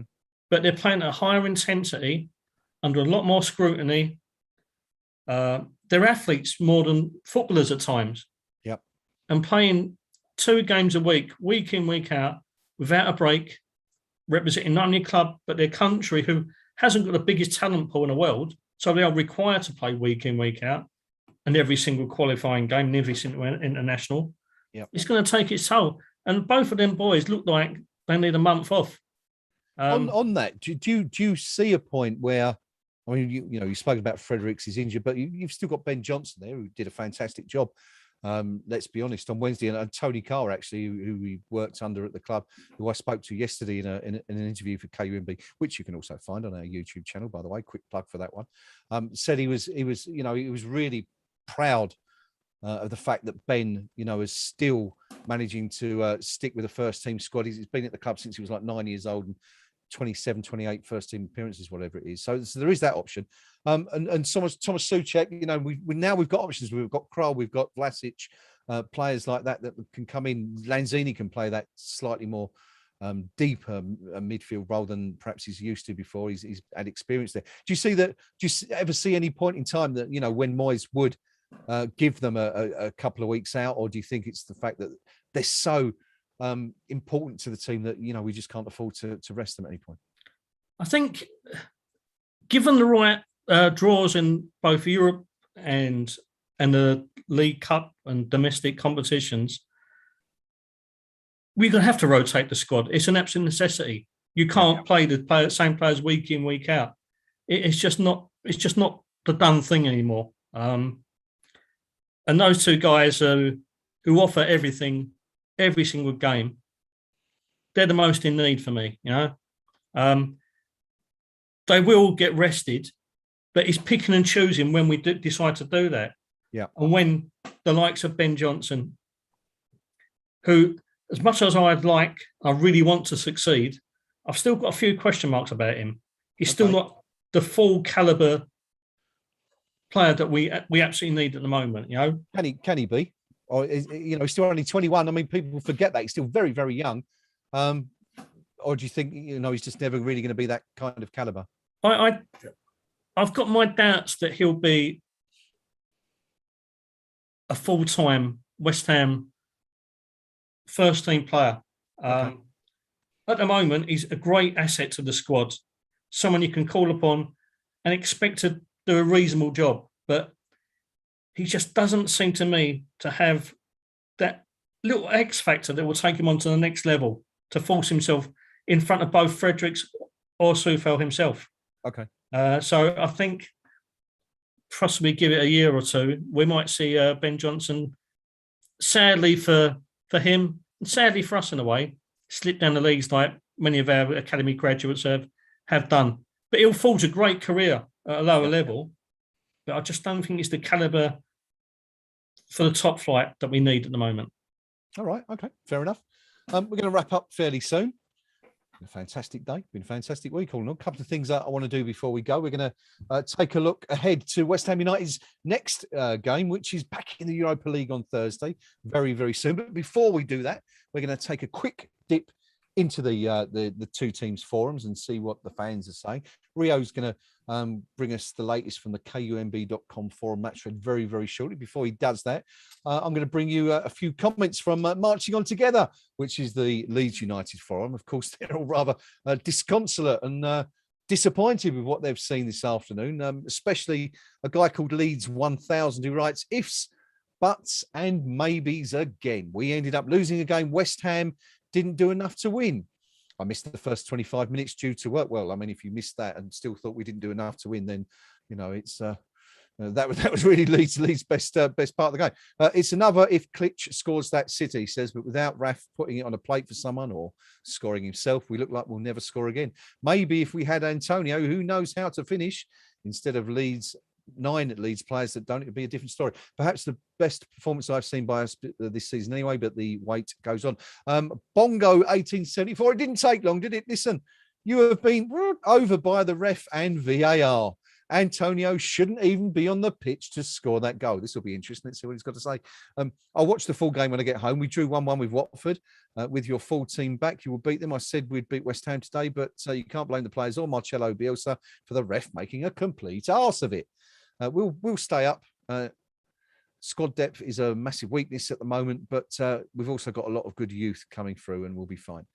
Interesting. Didn't really expand on why I felt Michail Antonio shouldn't be on the pitch, but I'm sure someone else will get to that. White Swan says, I'm worried that if this continues, the Ellen Road crowd will make their feelings known. It won't be at all helpful to the users. And I mean, that's really a common theme. Still quite pleased with the way they played. I mean, Ellen Back One says the performance level was so important today. It's the first time, including pre-season, that they've played that well. Rafinha and Meslier were immense. I think that's fair enough. No one would argue with that one. And finally, I mean, Bielsa getting a little bit of criticism, which I'm surprised at. But no, it's I suppose when you haven't won a game in 5, that's only natural. But Robert's also getting some criticism from the Leeds fans, but BG White saying October is a massive month. We need 9 points from it. They got any right to be concerned, Rio? No wins in 5. Are they that bad? I mean, they seem pretty decent today, but I guess if you can play, as well as Leeds did in that first half and still end up, on the losing side, you've got to be slightly concerned, right? Yeah, I mean, we all know what Bielsa brings to the table. He's done an incredibly great job at Leeds so far, but you have got to worry about the fact that they're not picking up results. The way that they approach the game, the way that his teams play with that intensity, it's very demanding of the players. And because the longer they go on, the more energy they expend, and the more frustrated they get because not picking up those results, frustration is going to kick in. I hope beyond all hopes that Leeds board doesn't do the knee-jerk reaction thing and get rid of Bielsa, because I think he's a real asset to the Premier League. Yeah. But you just got to worry because modern day football, it doesn't afford for many runs of 5 or 6 games without wins. And, Leeds are looking a little bit susceptible at the moment. They're not the greatest depth of squad, which could afford them to make wholesale changes as we haven't, to bring players in to freshen it up, to offer something a little bit different, to bring that constant work rate and energy at every given time. They've got a couple of players missing injured. Yeah. And it's showing. Their signings like Dan James again, absolutely anonymous today. Yeah, he wasn't involved at all, was he? And obviously hauled off in that second half. But I kind of just looking at the table here, I mean, it's interesting that this must be quite unprecedented, I would imagine. But, we're 6 games in now.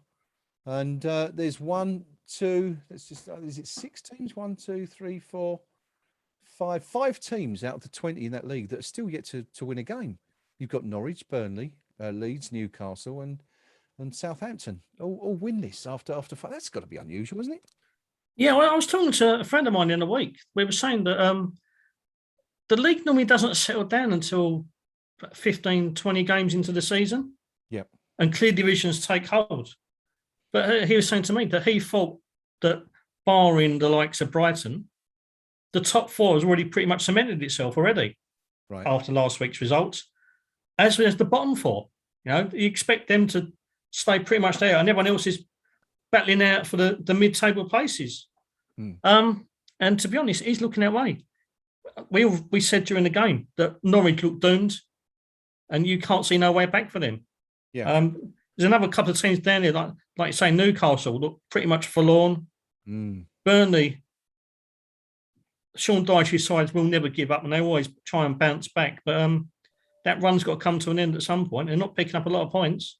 No, I mean, out of those, who do you see jumping first? I mean, I'm guessing. Dyche has just signed a new contract, hasn't he? I think at Burnley, so you wouldn't expect them to see, that their ball pull the plug. But Norwich, Newcastle, I guess they're the Bruce and I forget what's his name, the Norwich manager. I forget his name now. Farco, isn't it? I just think of Stephen Hendry. Yeah, but but I guess who do you think's most likely to press the panic button first out of all those sides down there without a win?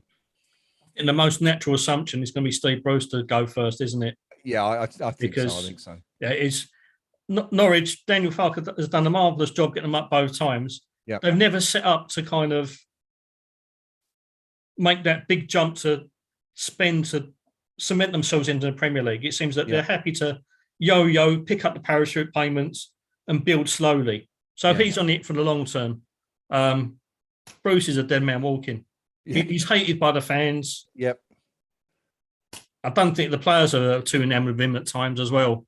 So you just think he's the most natural one to be axed. As you say, Sean Dyche has just signed long-term contracts. Yeah. He's another one who builds clubs, Yeah.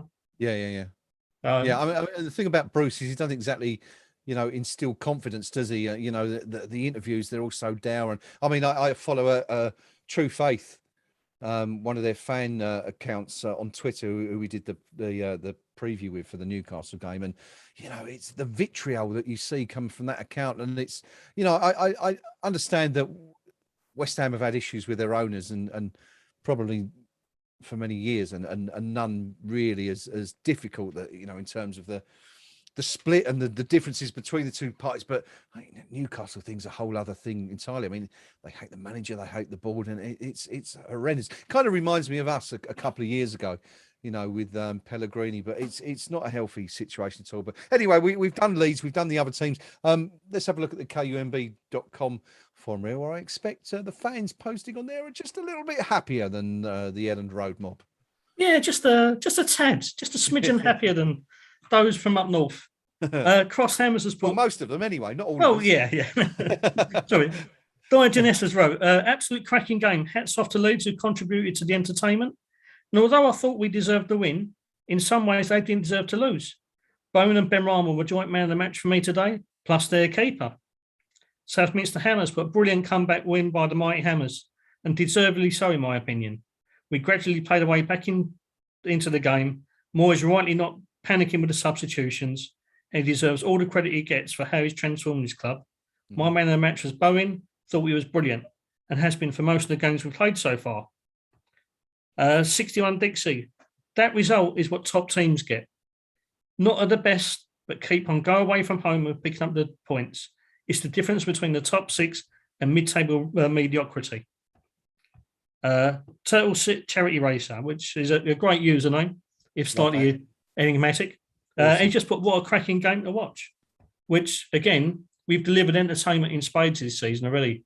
Barring the Southampton game, we've been involved in some cracking games of football. And Neith Irons put, I've just seen the stats. 20 attempts away from home. You can stick your negative football, or so the saying was by someone here not so long ago. We'll be interested to see what Moyes' win percentage at the club now. And here we go. George Paris has put, God, I'm knackered. Leeds are a great team. There are no way 3 worse sides in the league than those. A fantastic never-say die attitude from us, though, with half the side having an off day. So, yeah, it's just compounding the way we were thinking. And Sir Trevor's put, with regard to the Antonio challenge on Meslier for the yellow, I thought it was obvious that a ref wasn't even going to give that, in spite of seeing it on the small screen, until the Leeds fans saw it on the big screen and started jeering. So maybe a bit of fan power has persuaded Kevin Friend to look at the screen. But even though I thought Stockley Park might have been in his era as well. Yeah, definitely. But unanimously happy on the West Ham side. Appreciative that the fact that our players today weren't at the races that completed the game. And I think if anyone reads back from the forum, Fred, and looks at the first half, the criticism might pile in for likes of Simon Soucek and even Kurt Zuma, the way we bounced back from that into much more resilient, forceful, and eventually decisive second half is a tantamount to the spirit of this side. Perfectly summed up. Beautiful, beautiful. We didn't go over the stats, did we, Rio? I should just quickly reel those off. You've mentioned the shots there. Possession-wise, Leeds was slightly better than ours, 54% of possession to West Ham stat of 46% shots, 15 for Leeds, as Rio said, 20 for West Ham. That's not bad, is it? 35 shots in a game. 5 on target for Leeds, 7 for West Ham. That's not bad. 1 in 3 ratio of shots on target. 5 corners for Leeds, 7 corners to the Hammers. Leeds committing 10 fouls. West Ham committing 6. That's a pretty good tale of the tape, I guess. Really, West Ham deserving the win based on that. Really, just about. We're going to wrap it up there. But before we do, we will, as always, look ahead to the next game. The next Premier League game, Rio, is next Sunday, I believe. We are at home to Brentford, which should be an interesting day because Hammers United are, of course, staging their latest protest outside the ground before the game. Of course, that will all be done and dusted long before the game starts, as is their want. Anything like that, they like to make sure that it's all done and dusted before the game starts so everyone inside the stadium can get fully behind the troops. If you want to get involved in that, have a look at Hammers United's website. They are meeting before the game to continue their protest against the board. I'm sure that's quite a contentious issue at the moment, but you can do that debate on the KUMB.com forum. It's been argued about for the last few weeks about whether or not they should persist with that. But anyway, moving slightly off tangent, of course, before that, Thursday night, back in the Europa League, first home game ever in the Europa League, Rapid Vienna at the visitors, Rio. Now, they had a bit of a disappointment in the first game, didn't they? They were drawing at home with Genk until the final minute and then conceded that goal. So, unfortunately, ended up losing 1-0. You've got really that they were the sort of, it's not really whipping boys in this group, but they were the 4 seeds. On paper, I guess you've got to expect a West Ham victory, haven't you? But, and again, we keep talking about the West Ham of old versus the West Ham that we've got now. And this is exactly the sort of game, I think, isn't it, that you'd look at and think, West Ham of old, it's a Berkakara, it's an Astra Giurgiu, it's a potential, banana skin. But I don't see that this week. How do you see it going? You've got to go into the game with confidence, haven't you? The way that we've been playing this season, as we keep on reiterating about our never say die attitude, the way we approach games now, much more professionalism. we have to be favourites. My only concern is it's our first home game in the Europa League forever, basically. Yeah. And it's how we approach it, you know. Yeah. Because we're the ones we have to be asking the questions. We're the ones, like, I dare say Vienna Rapid are going to sit back, let us kind of dictate the play, ask the questions of them. Now, we've seen a few times, like Southampton particularly, when we're forced to do that, we're not necessarily acting on our full potential. So it's asking different questions of the team, which we have to provide the answers for. Now, we've got the personnel to do it. It's a bit of a diversion from our normal style of play. It's just how we adapt. I dare say that we'll come away with a victory. I'm not expecting a landslide. I think Rapid are probably pretty diligent, very hard to break down, make life incredibly hard for us. But I'd be happy walking away with a 1-0 win. Yeah. Yeah, of course. I mean, that would put us in pole position, wouldn't it? 2 wins out of 2. What sort of team do you see David Moyes putting out? Because there was a few changes for the first leg. Not as many as we thought. I think many of us felt that Areola would come in for that game. He stuck with Fabianski.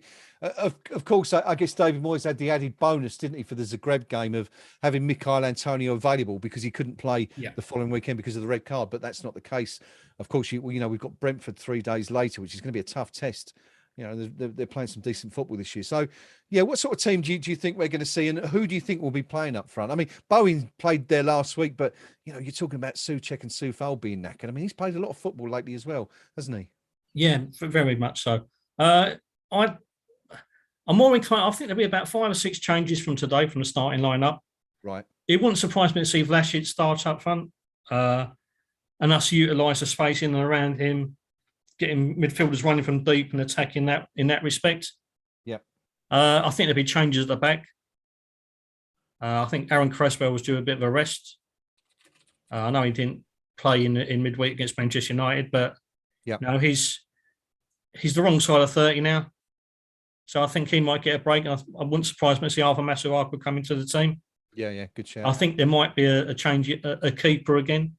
Not because, as you said, Fabianski pretty much exemplary today, but I just think Areola has been brought in as a cup keeper, and because we're at home, it won't be a hostile atmosphere. You know, I think he might be afforded a chance to have Areola in, get him used to playing in the London Stadium in front of a whole host of West Ham fans who are up for it. So I think it'd be 5 or 6 changes. I'd expect to see a couple of midfielders rested as well. As we said, Souček has looked incredibly fatigued. He might get a break. Might see Mark Noble come in. And we've now got the options where we can afford to rest players a little.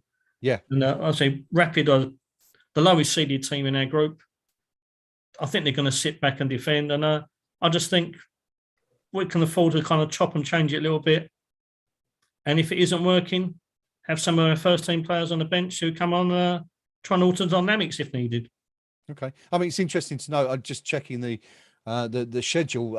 Rapid don't play until tomorrow, so they're at home against Sturm Graz, which, you know, I'm not sure it makes much difference. Is it really having 5 days rest as opposed to 4? But of course, they've still got the flight. I know it's only 2 hours or whatever, just under 2 hours from Vienna into London. But I guess all those things add up, don't they? And just actually looking at the league table, they've had a really, really bad start to the season. Just looking at the Austrian Bundesliga is only a 12 team division, and they're actually 10th out of the 12 at the moment. They've only won 2 out of their opening 8 games, and I mean they're only 1 point off the bottom of the table at the moment. So I mean, looking at all those factors, you've just got to, you know, as I said, if this was the old West Ham, all these things taken into account, you'd probably be looking at an away win, wouldn't you? But as we said, this is a new West Ham, and you know it's all lined up for another good Europa League night for the Hammers, I guess. Yeah, very much. I mean, they're struggling down towards the bottom. If you look at the goal difference, it's 0. So they're counteracting their defeats, which we've got 4 of. Yeah. With, you know, they're not losing by many. No, they must have had a couple of big wins out of that, Lord, mustn't they? If they've lost 4 and won 2. But yeah, I mean, I, as you say, I guess West Ham obvious favourites for that one. And are you going over there on Thursday? Are you hoping to get to the game? Yeah, I'm most definitely there. Okay. You know, I've very rarely missed home games. I think I've only missed one in about far too long. Makes one in about 15, 16 years. So yeah, I'm over there. Stuff. Be hobbling over. So yeah. Well, what do you make of the fact that we haven't sold out for this game? You know, the club still the tickets have been on general sale for a while now. And are you surprised by that, given it's our first ever Europa League home tie? I'm not 100% surprised, to be honest. Right. You know, it's modern football. Midweek games alienate a lot of our northern support. A lot of those who have to travel in from various parts of the country. It makes it incredibly difficult for them on a Thursday night. You'd hope you might pick up some of those who kind of have drifted away from supporting the club in recent years and try and reintegrate them back into coming on a regular basis. But yeah, I mean, I dare say there were about 45 over there, 50. Wouldn't surprise me. It won't be far off a packed house for me. Yeah. Yeah, that wouldn't be bad, would it? 50,000 for a Thursday night game. You know, you can't really complain about that. Can you bear in mind, you know, we're as we said the other night, we're still fighting on 4 fronts this season: League Cup, FA Cup, Europa League, Premier League. It's a lot of games for fans to shell out for, isn't it? You know, it's as we know, football's not a cheap pastime. And if Manchester City can't sell out for Champions League games against some more celebrated luminaries than the likes of Rapid Vienna, then you know we're not doing too bad. We can shift 45, 50,000 tickets. Yeah, no, it's a fair point you make. But that's it. Thursday night. It's an 8 o'clock kickoff, is it? Yeah, 8 o'clock. 8 o'clock kickoff. I'll be here anyway, even if I'm on my own Thursday night. Not sure, you know. I'm hoping that most of the usual team will be down at the ground. I might be able to get DL out for the game, but we'll see see what happens anyway. But either way, we'll try and put on a live stream for you on Thursday night for the benefit of those who can't get to the game. I'm sure it's on telly anyway. It's on BT Sport, I think, isn't it? So I'm sure everyone will be able to see it. But that is it for today. We're going to wrap it up there.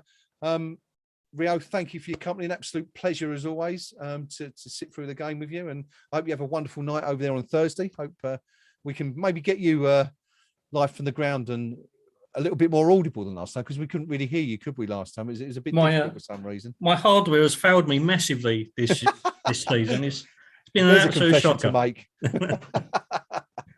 But no, have a good one, mate, and I'm sure we'll have you back on Eyes Up Mother Brown again very soon. Thank you also to all of you who have joined us in the live chat. As always, thoroughly appreciative of your comments. Keep us going throughout the game, and that's about it. It has been a wonderful, wonderful afternoon for West Ham United and our supporters. 1-0 down at half-time. The second best by some considerable margin, I think it's fair to say, in that first half, but we turned it around brilliantly in the second half. Goal disallowed from Thomas Suchek after 53 minutes. Jared Bowen, actually, it's a bit unfair to give him the goal, but we'll afford him that honour anyway. After 67 minutes, there we were thinking that we were going to escape with a draw, and in the end, up pops Michail Antonio.